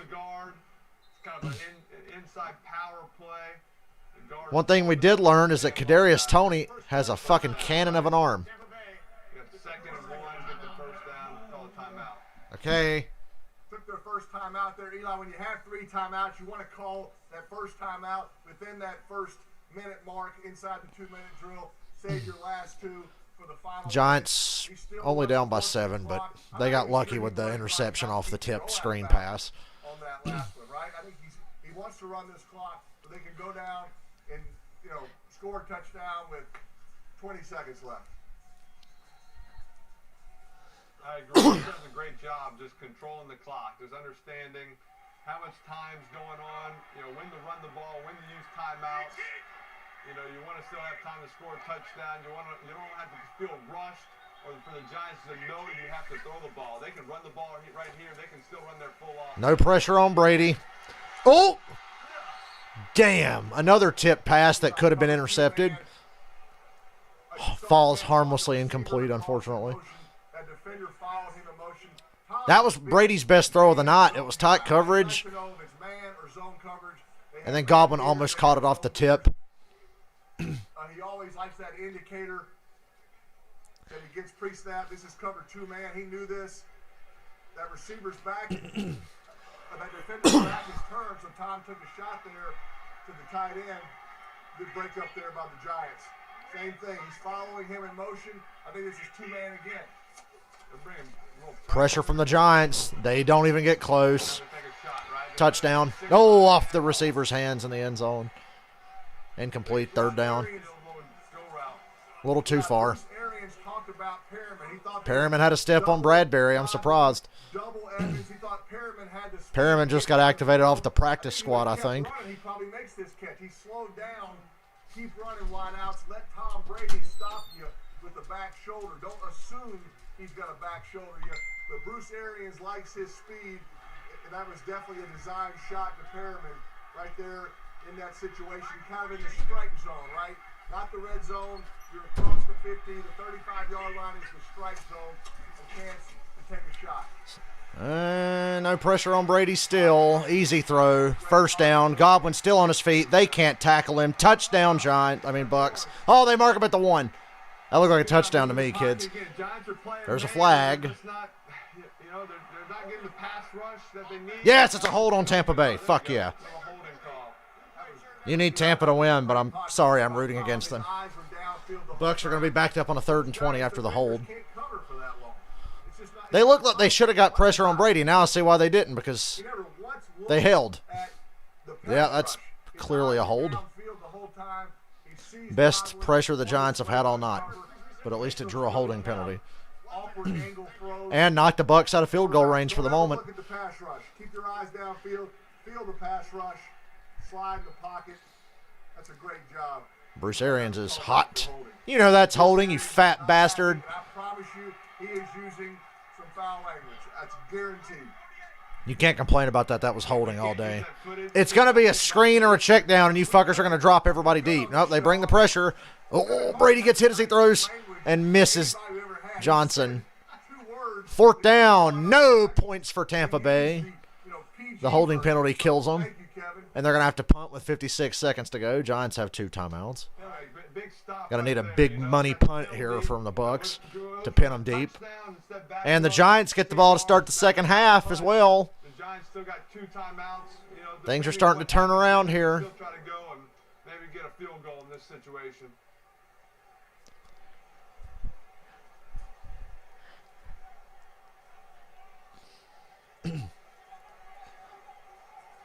Parcells was on the show earlier. He was really interesting to listen to, as always. Delay a game, but I think that was intentional to make the punt a little easier, try to pin them deep. I wonder if they did that on purpose, just to back up. I think they did. Maybe give them a little space. Yeah. I mean, that worked perfectly as Tom Brady wanted it. I mean, Godwin actually went down at the 1-yard line as opposed to scoring with 1 minute, right? I mean, that was perfect. Tom was going to go down. They were going to take some time. They were probably going to run a play that was supposed to not score on purpose. I'm telling you, I had it mapped out. The holding call screwed everything up. Where's this punt going to go? Oh, we have one of last week's guests. Good bounce for the Bucs. Well, they're going to put the Giants at the 9-yard line. 43 seconds and 2 timeouts. They get the ball to start the second half, so I don't know if they'll be aggressive here or if they'll just call a draw play and go to halftime. We'll see. They're kind of turnover prone, so do they want to play it cautious? It's been a big loss to the game. Luckily, Tom Brady can keep playing, hopefully, to kind of offset the loss of Kevin Hart not playing in Thailand. Thailand is big. He's a quick guy. He's quick. He's not big, but he makes it up in speed and quickness. That's right. I guess. I can only assume and imagine. Yeah, Bucs couldn't get it back here. I expect them to use their 2 timeouts. Giants going to try to run the ball here on this first play and see what the Bucs do. They drop back pass. It's a screen. And stay in bounds. Stay in bounds. It's a clock runner. Screen and a run. Same play. Oh boy, guys! After halftime, Condoleezza Ross on the Eli and Peyton show. It kind of saves a little face. Hey, we're trying. They showed video of Parcells bitching at Phil Simms during games, which was really funny. He was doing it all for us in the future that had to listen to Phil Simms try to call games later on. Stay in bounds. Don't call it. There's 9 seconds. You're at the 21.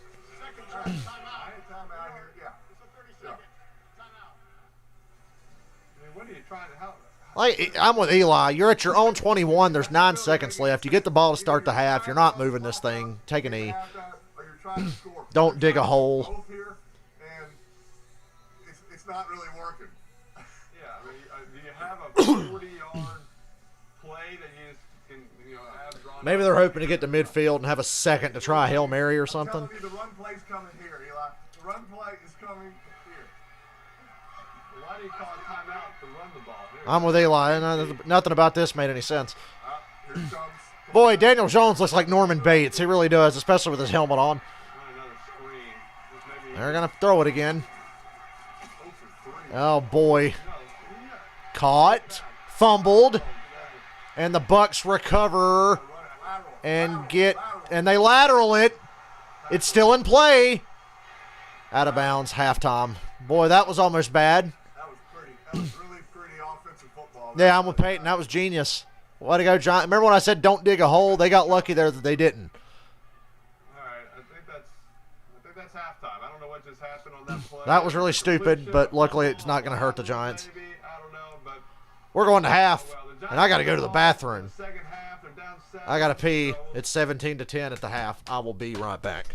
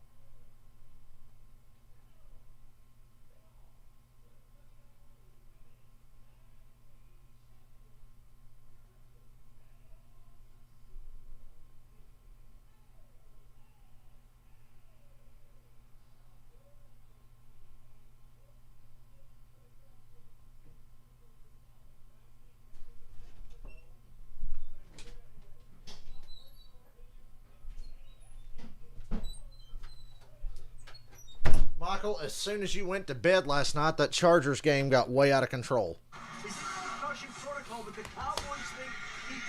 CeeDee Lamb could play Thursday. He's got a clear protocol before the game. They need CD. Cowboys are pretty short-handed right now. I'm not really concerned. They didn't have their left tackle, Tyron Smith. And no team in the NFL is more left tackle defenders than the Dallas Cowboys. Dak Prescott needs him. He's a 74% completion percentage guy. With Tyron, without him, he's 63. They need their left tackle back.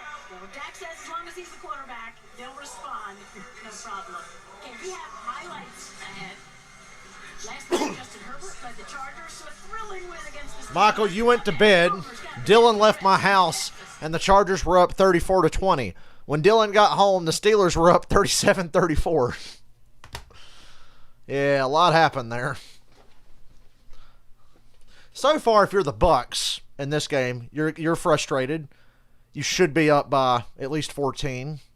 You're only up by 7. The Giants are hanging tough, but they got to figure something out. They've got to get pressure. They're just not getting pressure. It's really bad. But they got lucky there with that holding penalty.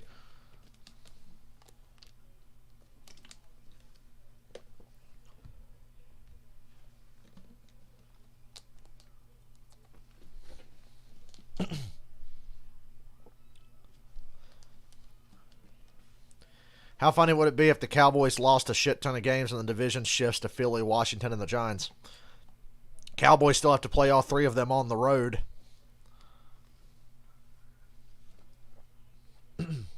We'll see how that works out.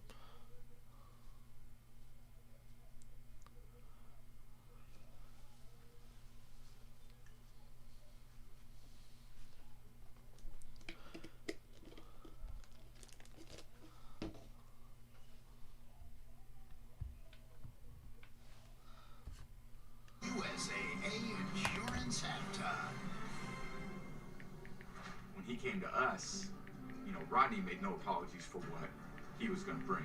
And it was early in minicamp where Troy's like running a route across the middle. This is Troy Brown. This is a guy 2001, incredible player. 2002 was our best receiver. And Rodney, we have no pads on. Like, he gives Troy a shoulder elbow after he's catching a pass across the middle. And everyone's like, what the are you doing? And then Rodney talking to him as he gets up. And it was just like, oh, it's going to be like that.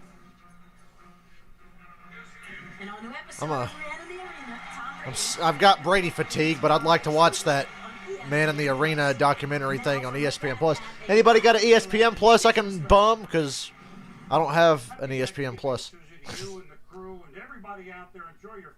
Do you really think Philly will be a powerhouse team with Howie Roseman drafting with those draft picks, Michael? I'm not so sure. But they certainly have an opportunity to really build something special. Cowboys Chiefs. We unfortunately suffered through this game yesterday together. Dallas's first professional football championship.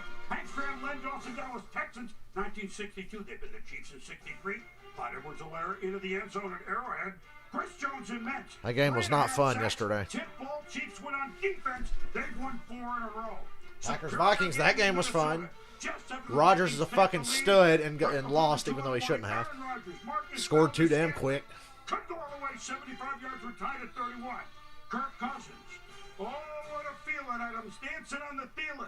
Sets up a I got a Thielen. Frank Wright, still hero in Buffalo for his days backing up Jim Kelly. Jonathan Taylor for Frank Wright's Colts. The hero on this Frank Rock, one clutch motherfucker. Made some questionable decisions this year as head coach. Like, why the fuck wasn't Jonathan Taylor getting this many carries at the start of the season? The Colts wouldn't have had to dig out of such a hole this year. We have a liftoff. Tyrod Taylor in the end zone. Texans snap. Texans beat the Titans. Ravens Bears. Who'd have thought that game would be a thriller? Early Devontae Freeman. The preschool let him out to play football, and he went and scored the game-winning touchdown. Colt McCoy drops a snap. Looks like he's back at Texas. But not in that national championship game against Alabama, where he quit. Jalen Hurts breaking ankles. Used to be teammates, but Hurts 3 touchdowns running. Eagles win for the first time in over a year. Cheesesteaks for everybody. Panthers Washington is the game I watched at 1. He had Fantasy points, even though I should have started Herbert over Cam. Still, Cam had a great fantasy game for me. Heineke is the truth. Taylor Heineke is the truth. And we'll get to watch him next Monday. There you go, 49ers, but it's the Jaguars, so who cares? Deebo Samuel was the leading rusher in that game. Bengals beat the brakes off of the hapless Raiders. We have hit that point of the year where the Raiders are going to get blown out every other week. It's really embarrassing for all involved. Speaking of embarrassing for all involved, Jets Dolphins. Oh, but Tua had such a great game against the Jets. Thank you for the fantasy points, Jalen Waddle. Lions Browns. Baker Mayfield sucks. I don't care if he's hurt or not. The Browns will have to win in spite of Baker Mayfield, who's doing his best 2008 Brett Favre impression right now. Colts have a tough schedule. That's what makes it really heartbreaking that they lost all those close games at the start of the year. The Baltimore game really sticks out because I streamed that one.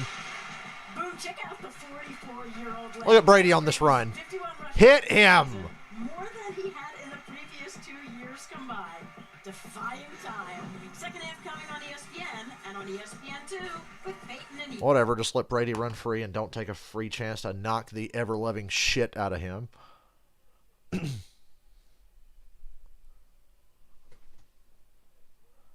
Whatever. Yeah, Tampa at Indy. That game is streamable, but I don't know if I'll stream it. I'll probably just stream the Rams and Packers and the Browns and the Ravens.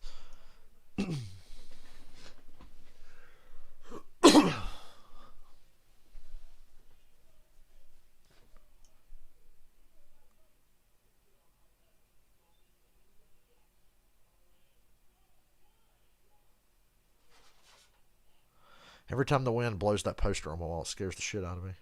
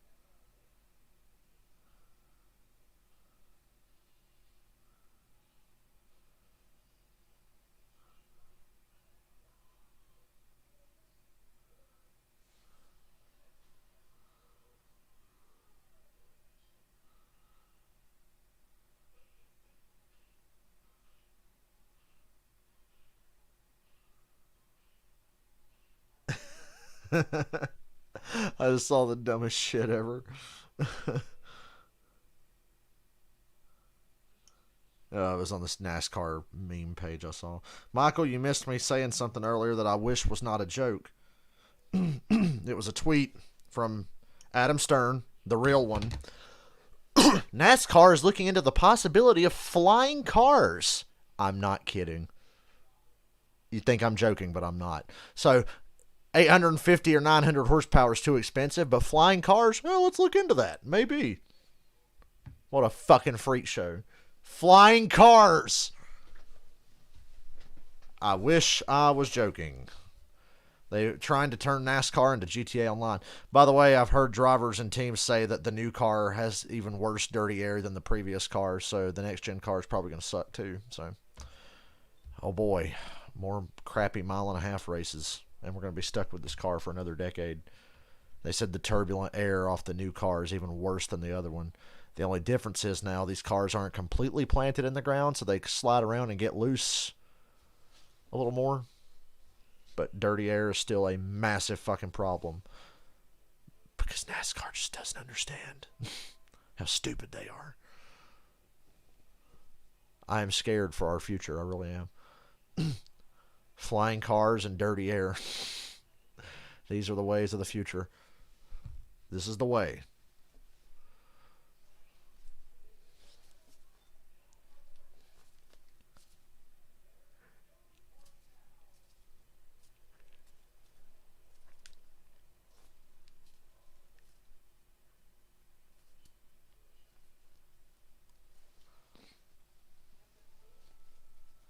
These copyrighted telecast, blah, blah, blah, blah, blah. Guess what, NFL? I'm still going to live stream anyway. Flying cars. But, like I said, 800 horsepower. Oh, that's too expensive. Nobody wants to run 800 horsepower. It's too expensive. Fucking idiots.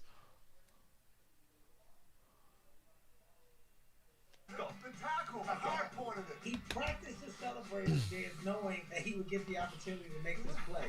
And I'll tell you what else I see through. This fake brotherhood. You don't like each other. Gig is up, boys. I'm talking about using these, fellas. Everybody knows the reason behind the trap pass is to set up the run. I got you on your heels now. You're expecting another trap pass. But guess what? I'm going to do a run.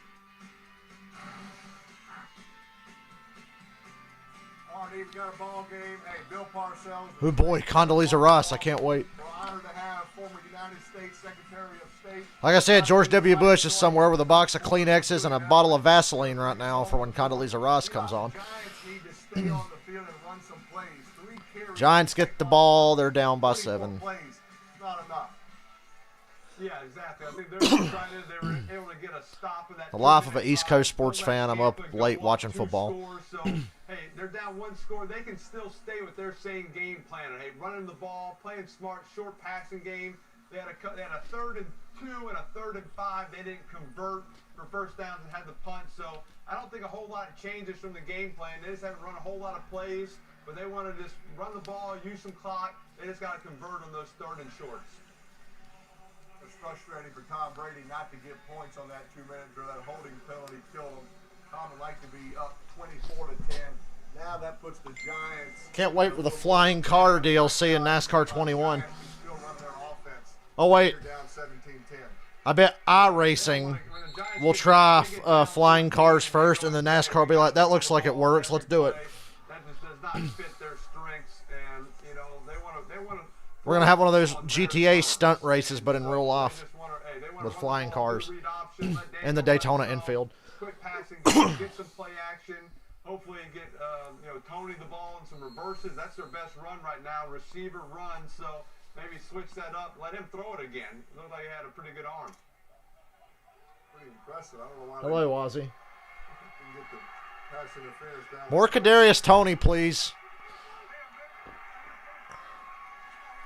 I don't know how a team this loaded at wide receiver struggles the way they do. Oh, yeah, Daniel Jones, their quarterback. And the fucking Clapper's the offensive coordinator. It's a screen to Toney. There you go. Good stiff arm, 5 yards. And so it looks like it was a run, and they just nickel blitz. They just hit Toney on a little bubble screen.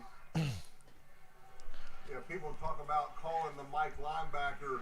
It's not just on pass plays, right? It's on run plays, too. The defense, you have to keep them honest, but sometimes you like to tell the line, hey, 54 is the middle linebacker. That's the guy we want you guys to block. Now the tight end knows who to block. In pass protection, now the running back knows who to block. We'll look at the NASCAR schedule. It's not that different from this past year. Danny Derp, and it's incomplete. Intended for Galladay. Oh, and they throw a flag on Dean for the coverage. I didn't think it was worth the flag, but they threw one. And it's on the Bucs, so I'm glad. I do know the Busch Clash is the week before the Super Bowl. So the Clash is actually 2 weeks before the Daytona 500 this year. Which works because of the extra travel going to fucking L.A. for a exhibition race for anybody who wants to go. There's an art to the defensive back, like kind of knowing it's interference. Is like, is he looking around? Like, I don't want to look for the flag right away, but I think it might be coming. First down Giants after the pass interference. All right, maybe a little something here. Motion the fullback out. Ooh, wide open. Rudolph Post by Ingram, a little wheel to the Bucs 34. with the back in the flat. Neither team's really gotten pressure tonight at all. Even the Bucs aren't really getting pressure. Okay. Daniel Jones has been knocked down once or twice, maybe. The rail route down the sideline, that flat defender and that 3 deep defender can't be right. And that back in the flat kind of holds that guy. Good play design there by Jason Garrett. Yeah, whenever you got their best pass rusher dropping in coverage, that's what Toss to Saquon, who's been non-existent. Oh, he was one leg away from getting loose there. Only a yard. I mean, Saquon just needs to get into a rhythm himself, right? We talk about quarterbacks wanting to get into a rhythm. Running backs need to get into it also. Give him a couple consecutive runs. Just let him kind of get hit a little bit, get used to cutting. He's been out for a while now. Give him a chance to kind of get a little juice going here. No doubt. I think you got to get him on some screens. Just give him the ball in open space a little bit as well. You know, that's something he can do really well. Right here, a little play Fakes action. it to Saquon. Overthrow. Should have been a first down, but he missed Slayton overhead by like a mile. It's 3rd and 9. And stop. Hey, you kind of did a little stutter move on the outside. You're going to run a go route, and then you stop. That help your right tackle throws an air ball. Yeah, Pierre Paul kind of hesitated there. I think he thought it was screen or something. He thought it might be like, you don't feed someone that fast. He was afraid to hit a Giants quarterback. He forgot which team he played for. They're right there in field goal range. They're in Gano's range. 3rd and 9.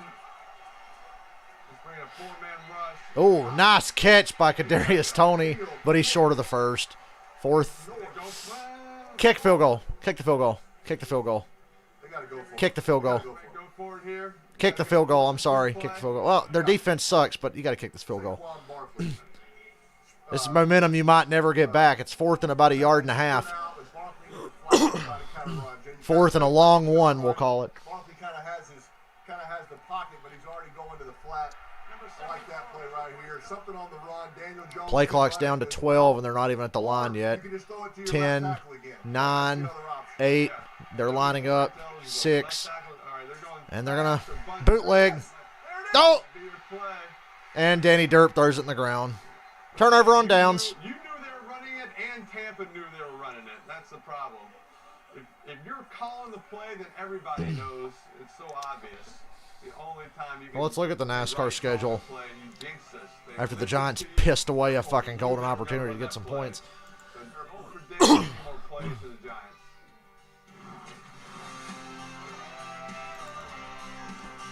Please shut up with your licensed music. The start times this coming year are going to kill me. They don't have the 2022? Okay, there we go. 2022. What?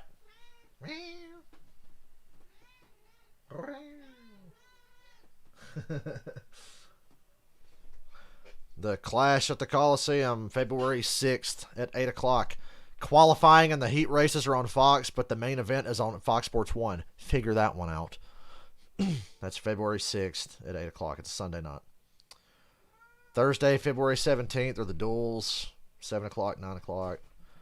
Daytona 500 at 2:30, which means the race won't start till 3:30, and it'll probably be raining. Week after that, California at 3:30. That makes sense. It's a West Coast race. Las Vegas, 3:30. Phoenix, 3:30. Atlanta at 3 o'clock. Are you fucking high? We're starting an East Coast race at 3 o'clock again. Wow, Circuit of the Americas is way earlier this year. I feel like it. Yeah, it's way earlier because you got Daytona, California, Vegas, Phoenix, Atlanta, and then Circuit of the Americas. When's the first off week? What's the week I'm going to be bored on? First race I'll probably go to is the Bristol Dirt Race. We want to go to Talladega, but damn, that's the week right after. I'll be at Bristol. Might be at Martinsville. I don't know. Be asking a lot to go to 3 races in a row. Sorry, guys. Dover, Darlington, Kansas. All-Star race at Texas. Charlotte. And yeah, I forgot Gateway has a cup race now. Sonoma. Nashville at 5 o'clock on a... What? We're starting a cup race at 5 o'clock on a Sunday. The last California race was 2 weeks before the shutdown. Michael and Alex Bowman won it. Off that big fourth down stop. Always like when a defense stops somebody on fourth down. Offensively, you can feed off that momentum. Well, the Bucs take it away on downs with a 7-point lead. Stupid fucking Giants.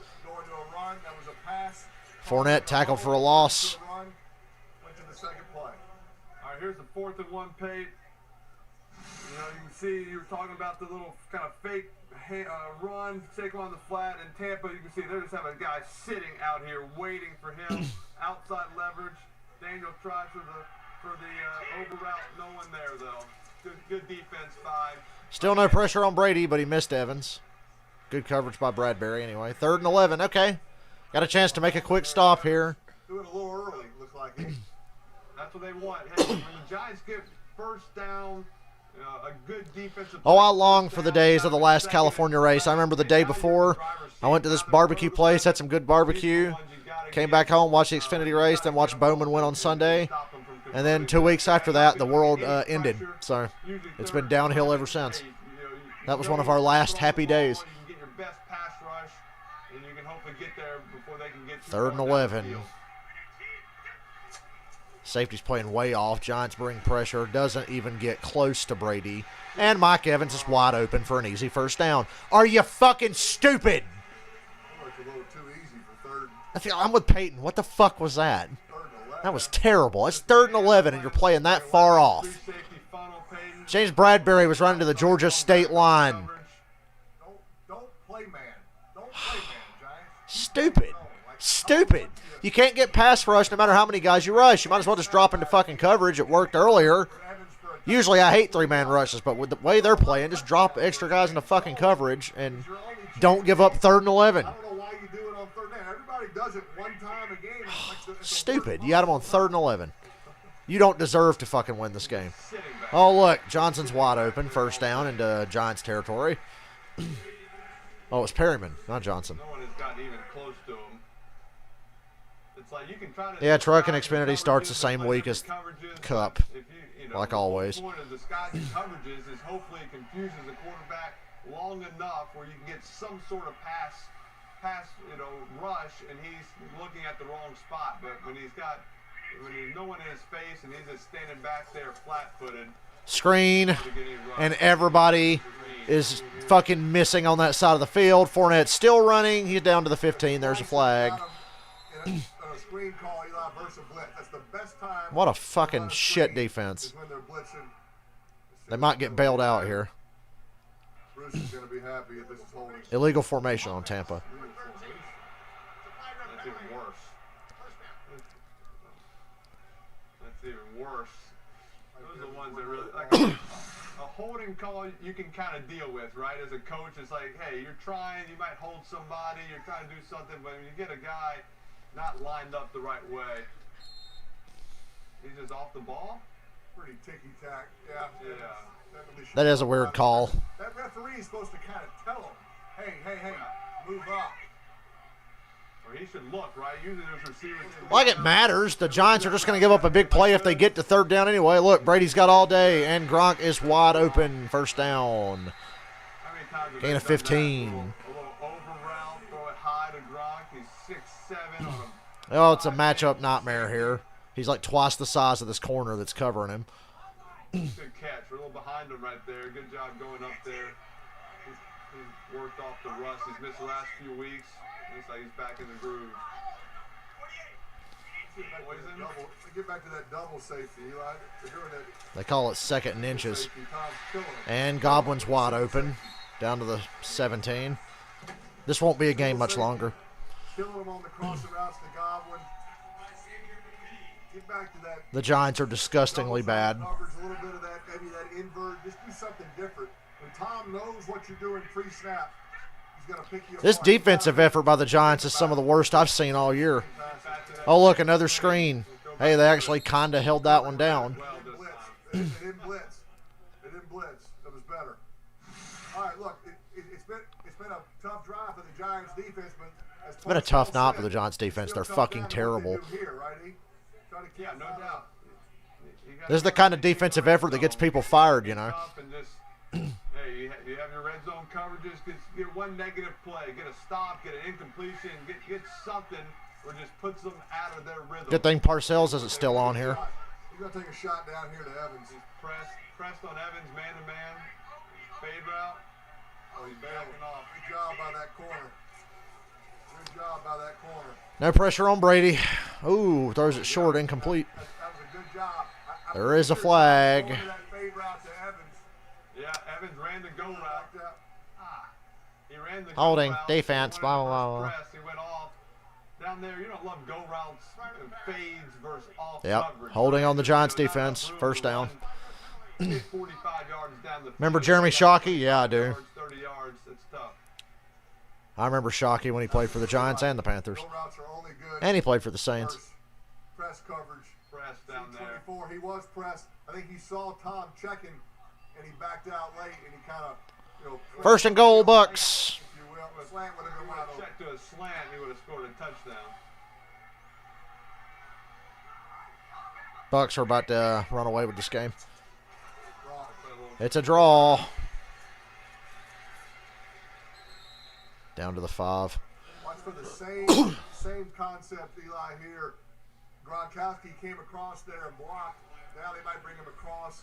He can kind of fake block, going the flat, that hide route. He caught one of those in the Super Bowl last year. I love it when the head coach has a wristband on, too. I mean, he's into it. He's got a bomb on his chest and a wristband. He's checking. Don't forget, the Giants, since 2016, are the losingest team in the NFL. Over the last 5 years, they have lost more games than anyone. Kind of slide across the motion. And that's impressive, given how the Jaguars have been. For the guy that's, you know, in man. He's got the fade again. The corner can't back off. Second and goal. Wow, a little bit of pressure. Flushing Brady out. Flushing him out. Flushing him out. Brady has to throw it away. Third and goal. That was the time to go to Evans. That's the first bit of pressure they've had all night. That's gotten Brady off his mark. They eventually won. Good coverage. All right, third and goal. You think the Giants drop 8 right here? Is it too close? I would. I'm dropping 8. But be physical, right? You kind of want to play. Maybe there's. They can't get a pass rush. You might as well drop everybody. Funnel player, then double Evans, double Gronk. Yeah, I mean, double Evans, double Gronk. And Brady. Nothing they've done has gotten any pressure whatsoever. They only rush 3. Everybody's in coverage. And wide open, Mike Evans, touchdown. Wow, this fucking defense is awful. It looked like he was expecting help, right? On the inside. It's like they're doubling. He just bodied up Bradbury and made the catch right in front of him. Tight end, they're doubling the wrong guy. Wow. They doubled the inside guys. They doubled the inside guys and left the outside Wow. guys single. I'm so impressed with this defensive effort here, Giants. Really, I am. Eli, the motion kind of screwed up who to double, right? Tight end was outside. He came in motion. 2 guys, like you said, they doubled. 24 to 10. Evans is covered. I know Dr. Condoleezza Rice saw that exact same thing. Looking forward to hearing. Why the fuck are we talking to Condoleezza Rice? It's a football show, for God's sake. Remember that sketch on Chappelle's show? Condoleezza Rice!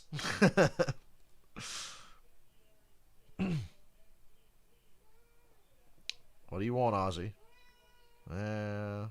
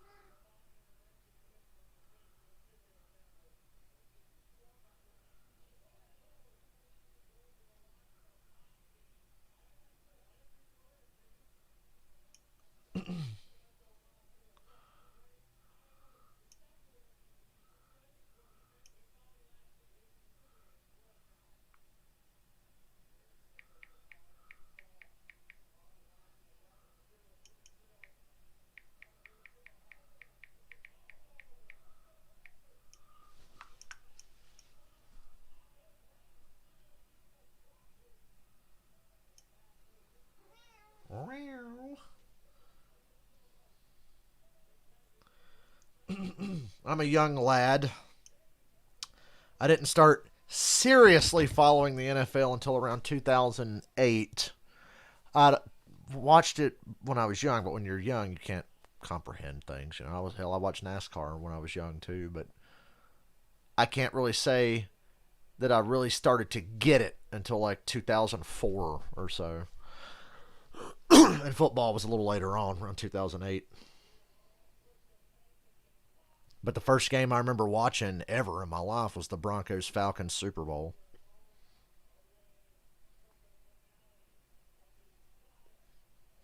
And that was in January or February 99, whatever. I think it was late January 99.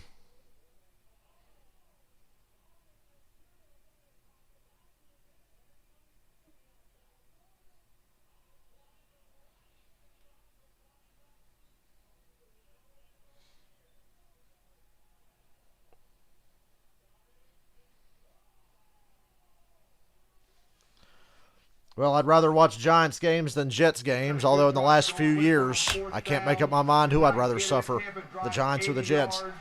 And gets a touchdown to go up 14. So, obviously, middle of the third quarter, this is the time the Giants need to respond right here. They don't have to get into a situation where they have to throw it every down, but they got to get a drive going. They can't run the ball anyway. Not with that offensive line and not with a running back like Saquon. Right there on 3rd and 5. What happened there?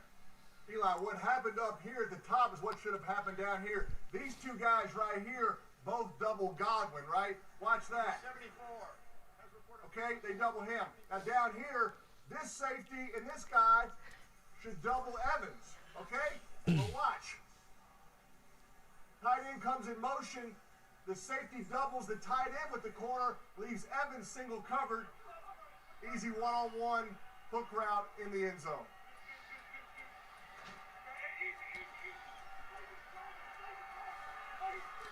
Now this game sucks because you're here, Michael. Play action to no one. He's got Tom. Saquon's wide open. First down. Good little drive starter. United States Secretary of State, Dr. Condoleezza Rice. Welcome, Connie. It's George W.'s little San Francisco treat. Massive amount of football on weekends. I heard a clever line about you once. It said, she can talk about the Middle East and the middle linebacker. I like that. Have you always loved football? I've loved football since I was a little girl. My dad was a football coach when I was born. I was supposed to be his All-American linebacker. He got a girl, and so he taught me about the sport. My fondest memories of this. Saquon gets a yard and a half. Par for the course. That's all. And I know, Condi, what in the fuck did I do in a past life to deserve being a Falcons fan is what I want to know. And growing up, I read that your first game ever was an Alabama-Tennessee game. So would you say it's safe to say that you really rooted against Peyton a lot when he was at the University of Tennessee?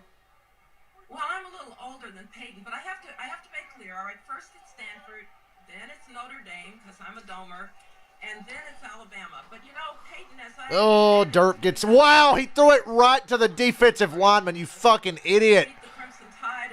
Interception. Yep, this game's just about done.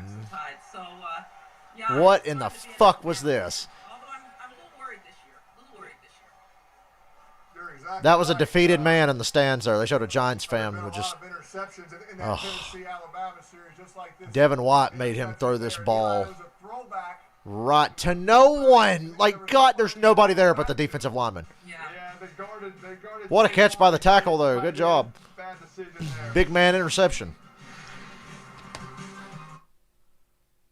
Well, the good news is we won't have to stream this entire game. It'll be an early night.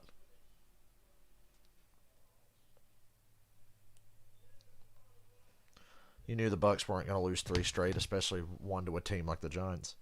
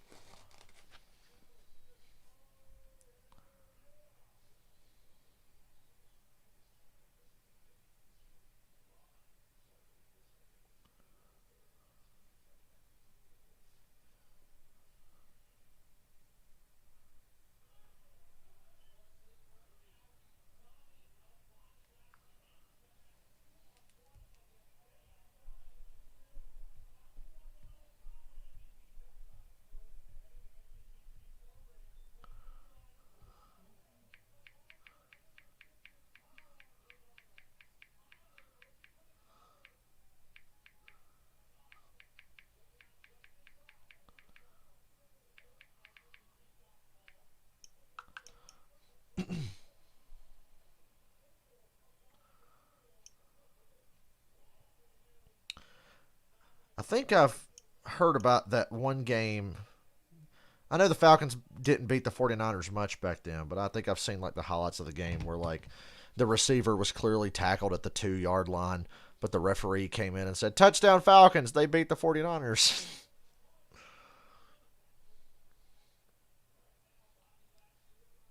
Wasn't it Billy Watt's shoes? He got tackled at like the 2-yard line, clearly, and the ref said, "Nah, touchdown."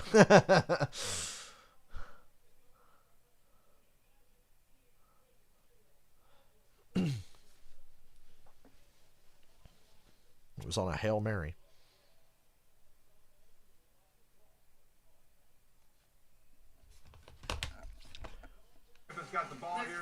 This third quarter couldn't have gone any worse for the Giants. Gandhi, you're still with us. I'm looking in the background. I see that Browns helmet, and reminds me back in 2018 when Adam Schefter reported that the Browns wanted to interview you for their head coaching job. Do you have any interest in being a head coach one day?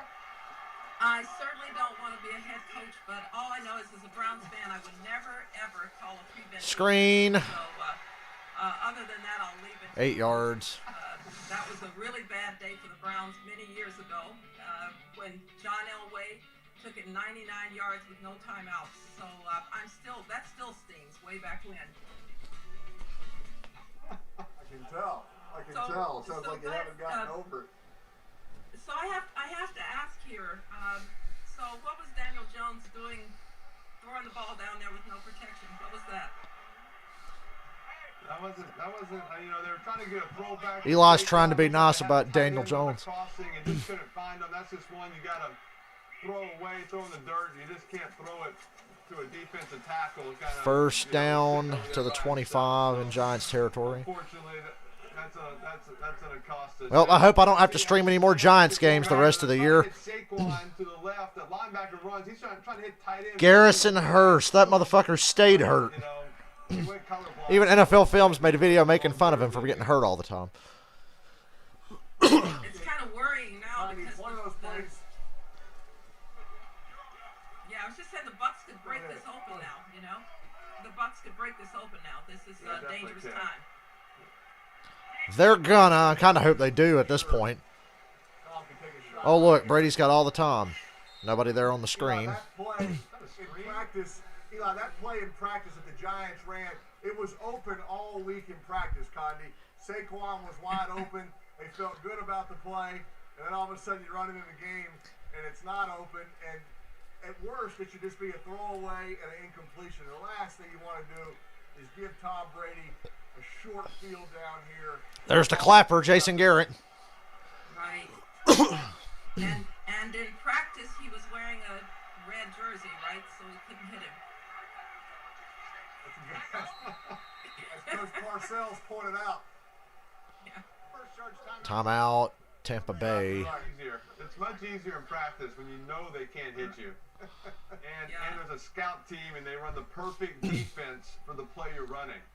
It makes it a lot easier. Right. And Condi, women have made great strides in the NFL in the past years. There's 12 female coaches in the NFL. Just talk about what are the next steps for women in the NFL. You've been very woman head coach.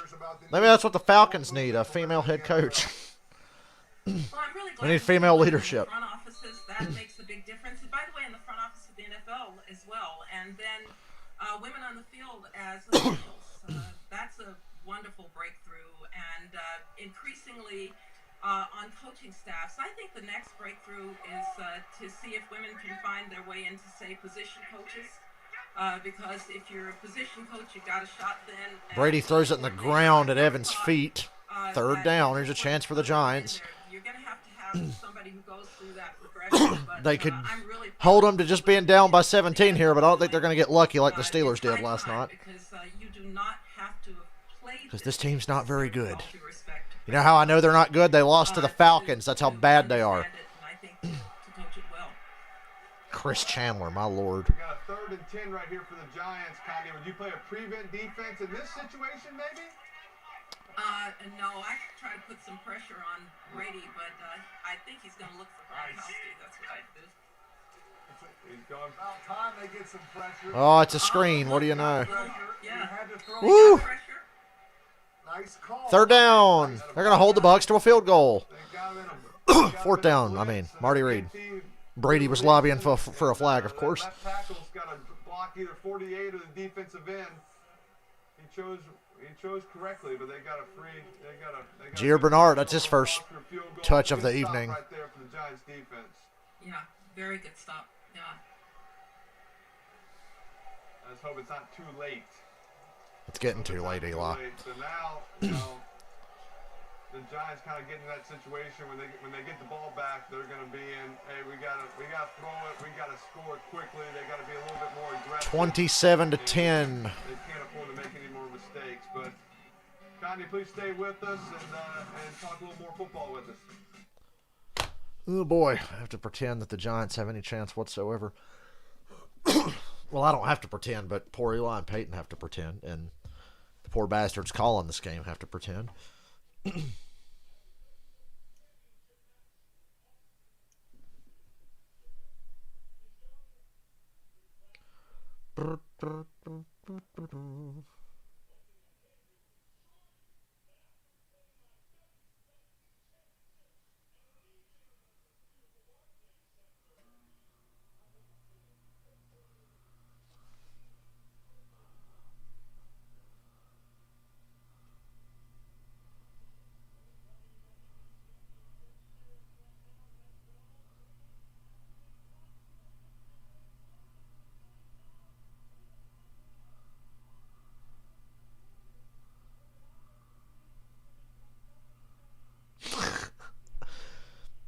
Thing I just read on Facebook. I feel bad for boomers. Their parents taught them rules like wearing a hat at the dinner table is rude, and they were too stupid to be like, well, that makes no fucking sense. Boomers will take their hat off at a restaurant because it's disrespectful and then verbally abuse the waitress. Or sexually harass the waitress.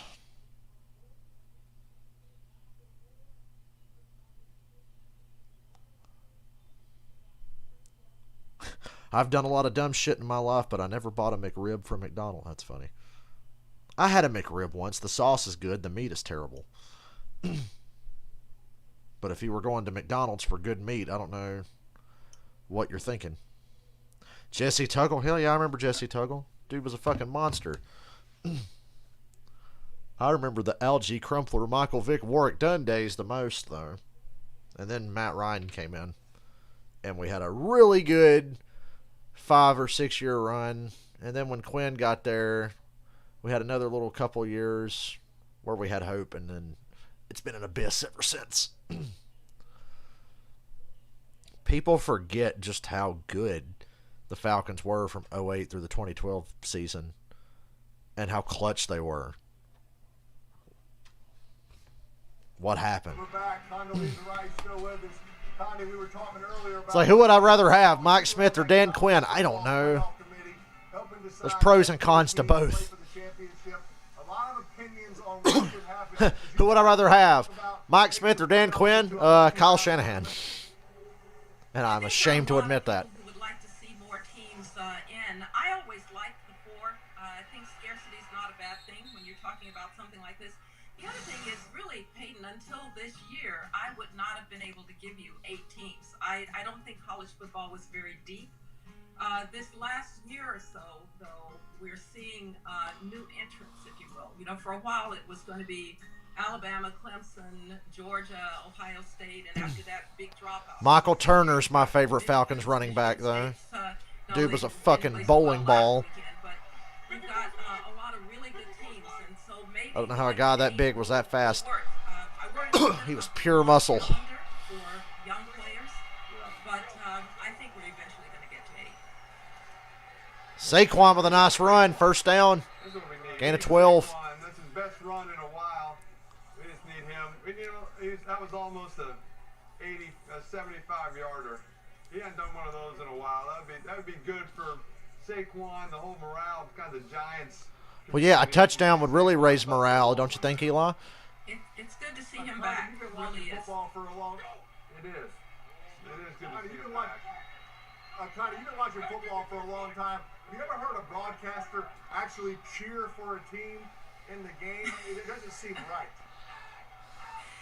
No, I'm going to give him a break, though. You know, once a Giant, always a Giant, isn't it something like that, Eli? And look, the Giants... They go back to Saquon. Oh, no, that's not Saquon. And it's blown up for a loss. There you go. You had your one good run. Eli, I think it's great that you're cheering for him. And what can I say? I've been a Browns fan all these years, so I understand loyalty. Loyalty, Peyton. You grew up... Jason Garrett should be the spokesperson for the Clapper. Abandoned the Saints. No loyalty. You know, it was back in the early 90s. He would have done a commercial for that. You rooted for the Giants. You don't root for anybody. There's no loyalty. Yeah, when you lose to a team in the Super Bowl, you have a tendency to abandon. It hurts a little bit. That's fair. That is fair. You talk about these playoffs. Over the middle. Oh, my God. Kadarius Toney was wide open, and this fucking tool missed him. You talk about these playoffs. There's a flag. This is an important game for Tampa, Eli. Tampa plays so much better at home than they do away, Condi. They are hoping to get home. It's holding on the Giants. Last year, look, they went on the road to Green Bay to win. But Bucs decline it to get them to 3rd and 10. There will be fans in L.A., in Lambeau Field. So I guess I can't be too mad at the Derp for missing Kadarius Toney. It was wide open because it wouldn't have counted anyway. In order to get some home playoffs. Well, they certainly got a shot because, you know, the whole NFL this year is really pretty chaotic. And, you know, only a couple of 2-loss teams, no 1-loss teams at this point. A lot of kind of 6 and 5, 5 and 6 teams. So I think if Tampa can get on a little run here, and you never count Brady out, I think they could get that home field. He's got Tom. First couple. No, don't go backwards. Kadarius Toney had the first down and slid backwards. My God. 4th down. Well, it was forward progress, but he ran backwards. It's only forward progress when you're touched. He catches the ball and goes backwards. He went back on his own, so yeah. 4th down. If we went down, it would have been a first down. But it didn't Go for this. It's 4th and 2. It's in their own territory. Yeah, Saquon would blow out his Achilles on Dancing with the Stars, but that's probably in his future because I don't think his football career is going to be very long. I hate this play call. Hate this play call. Hate this play call. But they convert it. Kadarius Toney. 1st down. That was luck. Kadarius Toney redeems himself. I hate that kind of play call, though. The whole, I'm going to run everybody to one side of the field and leave no space for anyone, but somehow Toney winds up open. They got away with a bad play call is what happened there. And we got a holding call on the Giants now. Another holding. They just overcame a holding. Now they get another one. They're not making it real easy on themselves right here.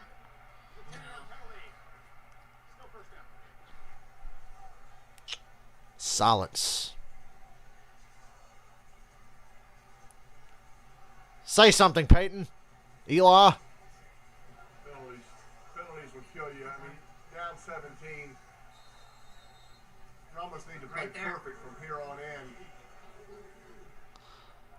Right there, 71. 71 again. That was his second. The referees weren't going to call 71, but Condi made it very clear it was 71. I'm sure his parents are very happy. Screen to Saquon. Tackle for loss. There you go. 2nd and 21. They didn't used to call the number of the offensive linemen. That's right. That's exactly right. That's right, yeah. The names are on the back of the jerseys now, so everything's out there now. Yeah. No hiding on. Weren't names on the back of the jersey an AFL innovation? All right, so 2nd and 21, Page is trying to get half of it back. Could be the last play of the quarter. That is going to be the last play. They don't really have to snap it, but you're down by 17. You better. Throws it short. Tackle. No. Saquon breaks the tackle. Oh, and then he fell. And a flag is down. We got a penalty. Into the 3rd quarter. Great effort by Saquon. Big call here. It's a pleasure. Great being with you. Thank you so Illegal much. block in the back on the Giants.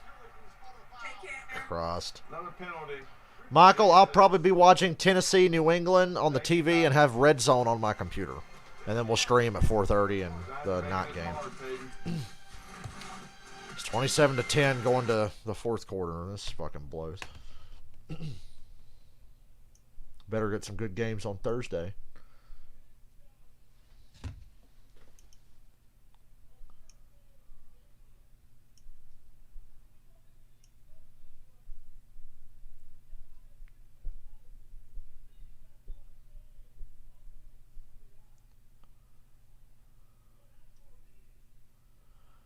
Chicago Bulls fans chant "Fire Nagy" while the Bulls are down by 30 points to the Pacers. Yeah, Nagy sucks. He should have been fired after last year, but that's another story.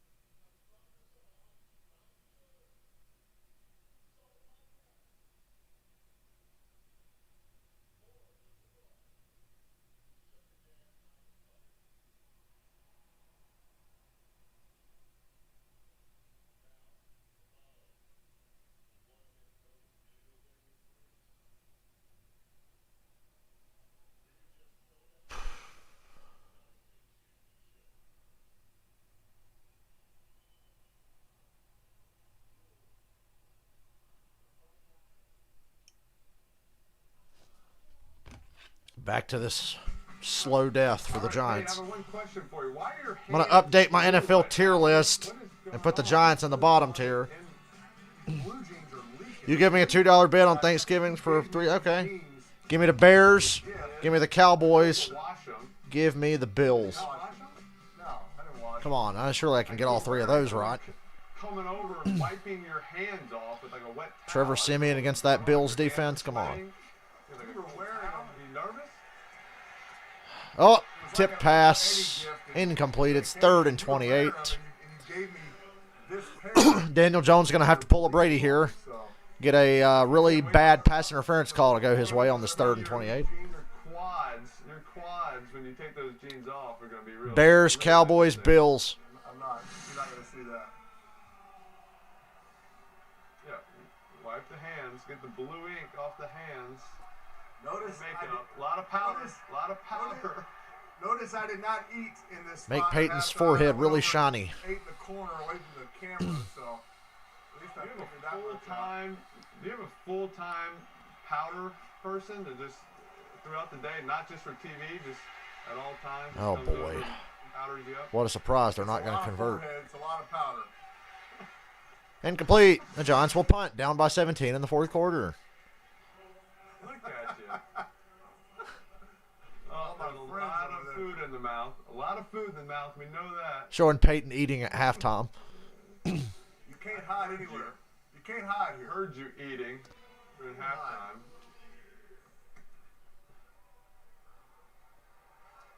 Is Julian Edelman ready to bring us home in the 4th quarter? You better have a lot to talk about. You better have a lot of answers, some long-winded answers, lots of questions. This game sucks. Or catch a punt? You can catch it better than Kevin Hart. I'll get you that. That's not saying much.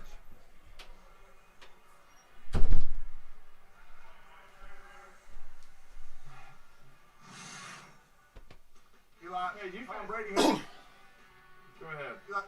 These coaches that Tom has all coach me in Indianapolis. Tom Moore, Clyde Christensen, of course, Bruce Arians is the head coach, is my quarterbacks coach the first 3 years with the Colts. These guys all love football. They're football lifers. They can coach. I can't tell you how lucky Tom is to be getting coached by these guys because they truly do coach. Big run here. First down. Quarterbacks coach.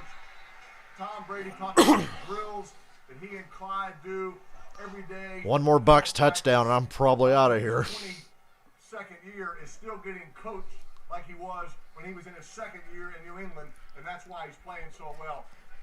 You can't ever stop being coached no matter how old you get. No doubt. You had that helmet with the Colts. Didn't really seem to fit you, the one with you and Bruce Arians. It wouldn't come over your forehead. It looked like that first game we did, not being able to get the helmet on. You had the same problem. I had a bad helmet. First down. I had a bad face mask, and Bruce had a bad mullet as well. Look at that. That doesn't fit. With the blades on Bruce and the mullet hanging out. It's a good look. That's a good look.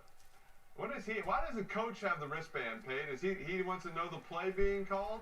What is that? Because Byron Leftwich is just calling in to Tom Brady, hey, wristband, play 14. So Bruce just wants to know what it is, right?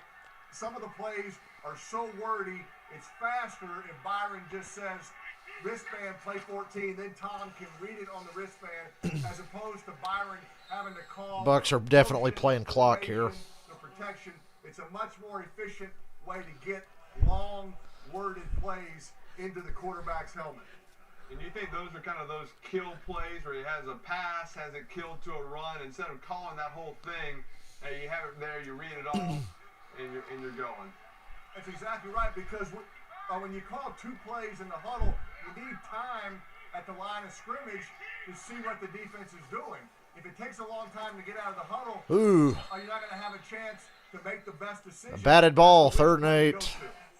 This is really the Giants' absolute last chance. All right, the defense is giving them a chance to stay in the game. This is the last chance. Right? They played the zone, but if the defensive line can knock down 3rd and 8, right? Last time they had a long 3rd and long. They played man, soft man. They threw us a deep comeback to Evans. It seemed pretty easy. They did pressure him also, so maybe a little more pressure here. Kind of a zone pressure might be the right time right here for the Giants. I'm afraid the Giants' only way of getting close to the end zone is a turnover here. Oh, look at all that Tom. That was it. Brady threw the ball right to the corner, but it was low, incomplete. You never want to back shoulder a defender that's looking at the quarterback. You only want to back shoulder when the defender has his back to the quarterback. That defender had his eyes. Brady still hasn't been touched tonight. The only dirt he has on his jersey was from his big first down run earlier. He didn't give him much. So we got to stop right there. The Giants will get the ball back. All right, back here in the 4th quarter here, Eli, stop being a homer, right? Stay neutral. They've been making fun of Eli all night for cheering for the Giants.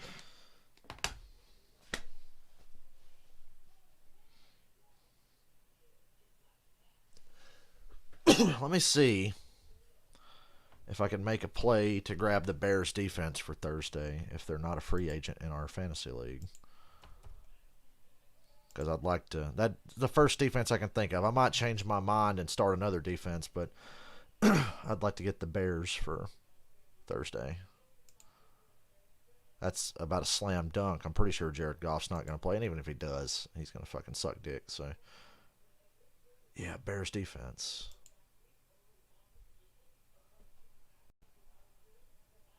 Who can I drop? Yeah, won't let me drop anybody right now. Okay, well, I'll hopefully be able to do that tomorrow.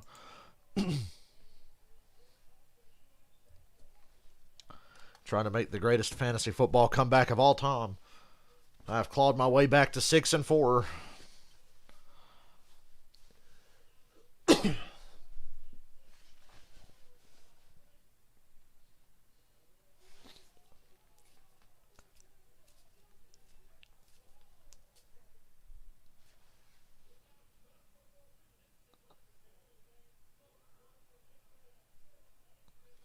Unless Saquon Barkley scores 70 points in the next 10 minutes. And then I'd be 5-5.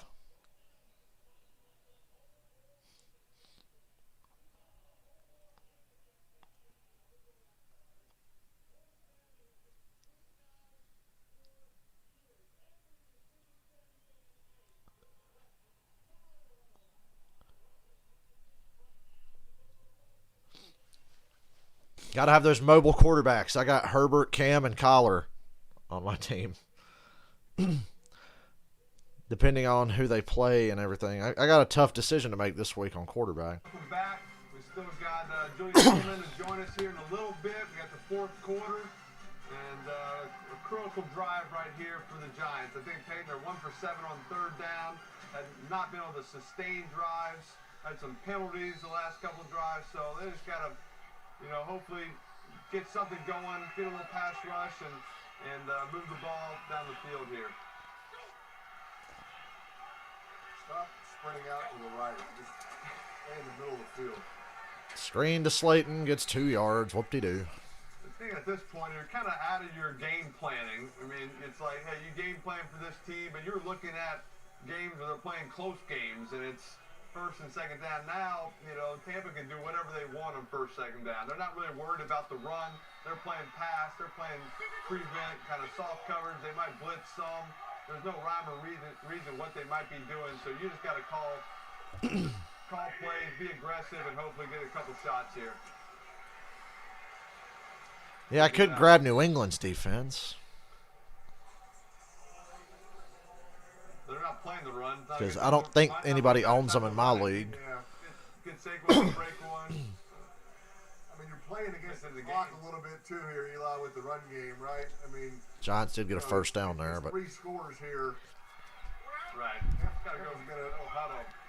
They're still subbing. You got to go fast. Teams never go fast enough at this point. Pick it up a little bit, and it'll probably help when they're your down play like a little this. bit, right? It's just kind of like we talked about earlier. We used to go no huddle in Indianapolis once we got down, and basically we said, why are we waiting to get down in order to go no huddle? We play better in the no huddle. Everybody's more into it. So I think the Giants are definitely at that point now. You see Daniel right now signaling out to the receivers. They're in the no huddle, trying to speed up their reps here and get some more plays in here in a short amount of time. You see here, Payne, this is kind of Tampa doing that, like, they're faking blitz. They're going to run a Tampa 2 invert. The corner at the top, he's going back to become the half-field safety. Good job just running the ball right there. First down, Giants. Still get a first down. Devontae Booker. So that's what they do. That's a way to kind of, you still get, right there, you got 7 guys in the box. The shitty thing is, at some point, their defense is going to have to make a stop. So the Giants are dead. They're done. Even if they score here. Tampa 2, you got corners playing the safety spot. And they don't seem to be moving with any sense of urgency. Flat, like he's in the corner position. So it's a unique defense. Tampa does it well just to try to get that 7th guy to stop the run, but still play good pass coverage. Intercepted. Game over. Hit one defender in the helmet. Edwards comes away with it. Once again, kind of Old Danny Derp. He was in Derp mode tonight. He was kind of working to the right. Well, it's just tough. It's a tough situation to be in. I don't think he had to.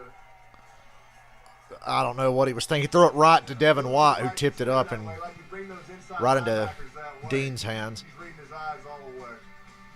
Or was it Edwards? I can't remember. Doesn't matter. Yeah, it was Edwards, not Jamel Dean. We'll hang around a little bit longer. I'd like to see the Bucs score a touchdown here, then I just get the fuck out of here.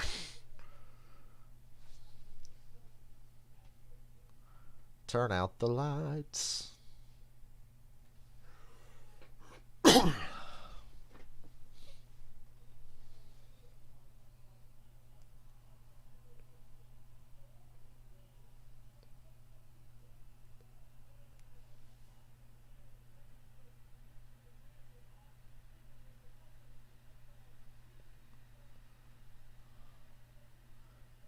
can officially turn out the lights.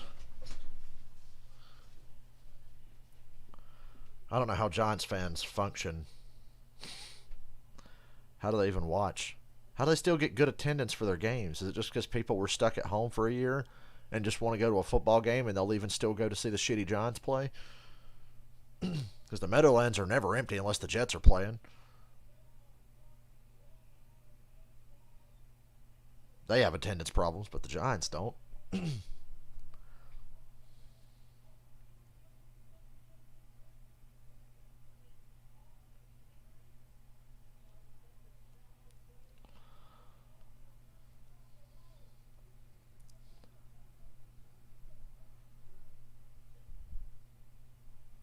I think you can count them out of the playoff race. Yeah, Michael, I'll talk to you Thursday for the Dallas game. That'll be the first one I do. Last year, I didn't think my Thanksgiving streams were worth a shit. I was so damn sleepy. I didn't sleep good the night before Thanksgiving, and I got up, and I was like, oh, shit, I want to stream the Washington-Dallas game. Oh, I was fucking out of it.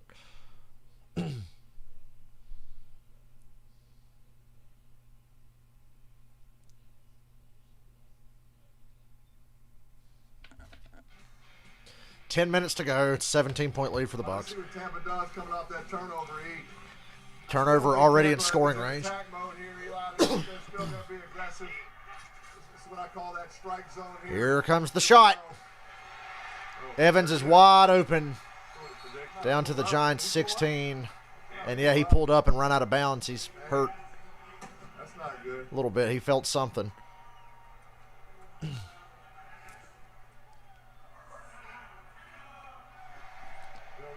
Him here. No, not at all. Not for this stretch. They've already lost. Brown's out. Antonio Brown has been fucking useless. I doubt he's back in Tampa next year. He was a big fantasy bust. I drafted him, and I think I might have started him once, and then I finally cut him 2 weeks ago. The play action just kind of makes those linebackers bite. You get those intermediate routes. Bucs in the red zone. Play action again. Here's the kill shot. Oh, Brady, you missed him. Brady had Brait. Missed him. That's on Brady. Nobody else will say it, but I will. He was kind of staying a little straighter to stay away from that safety. Put him away already, would you, Tom? Missed him by just an inch. You're right with Arians and Brady. They are aggressive, I'd say, is an understatement. First two plays, play action. You know, figuring the Giants would try to stop the run. Looks like they're playing a little bit more man, 5 down. And they had 2 plays, open receivers, just missed that one.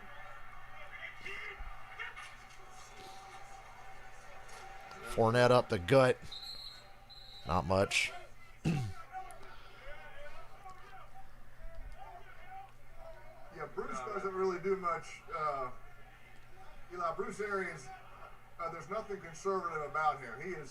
He is full speed, full tilt all the time, aggressive, not afraid to make his quarterback hold the ball in order to get, some receiver on some 45-yard post corner route, whatever it may be. Aggressive mentality. Byron Leftwich has that same mentality as a play caller. 3rd and 9. 8:30 to go. Same little pressure. Perriman tackled short of the first. Bucs kick a field goal and go up by 20, I assume. Not much time on the clock to do anything here. Would have liked to have seen a touchdown there. Tampa's going to win the game. I can just tell you, Tom's a little frustrated. Just a couple of series have been so close to, scoring 45 points, getting them in kind of that bounce back game, coming off a tough Washington game. They've still played very well, but we're going to end the stream about halfway through the 4th quarter if this kick is good. He always wants to be better. He's never satisfied. That's what makes him such a special player. And the kick is good. It's 30-10 with 7:44 to go. I'll say the Giants are toast. Anyway, I'm going to call the stream there. No way Danny Derp comes back down by 20 with that much time. So, yep, the Giants suck. I hope I don't have to stream any more of their games this year. I don't think I will. I don't think I'll ever have a reason to. They're pretty much fucked. So, have a good night, everybody.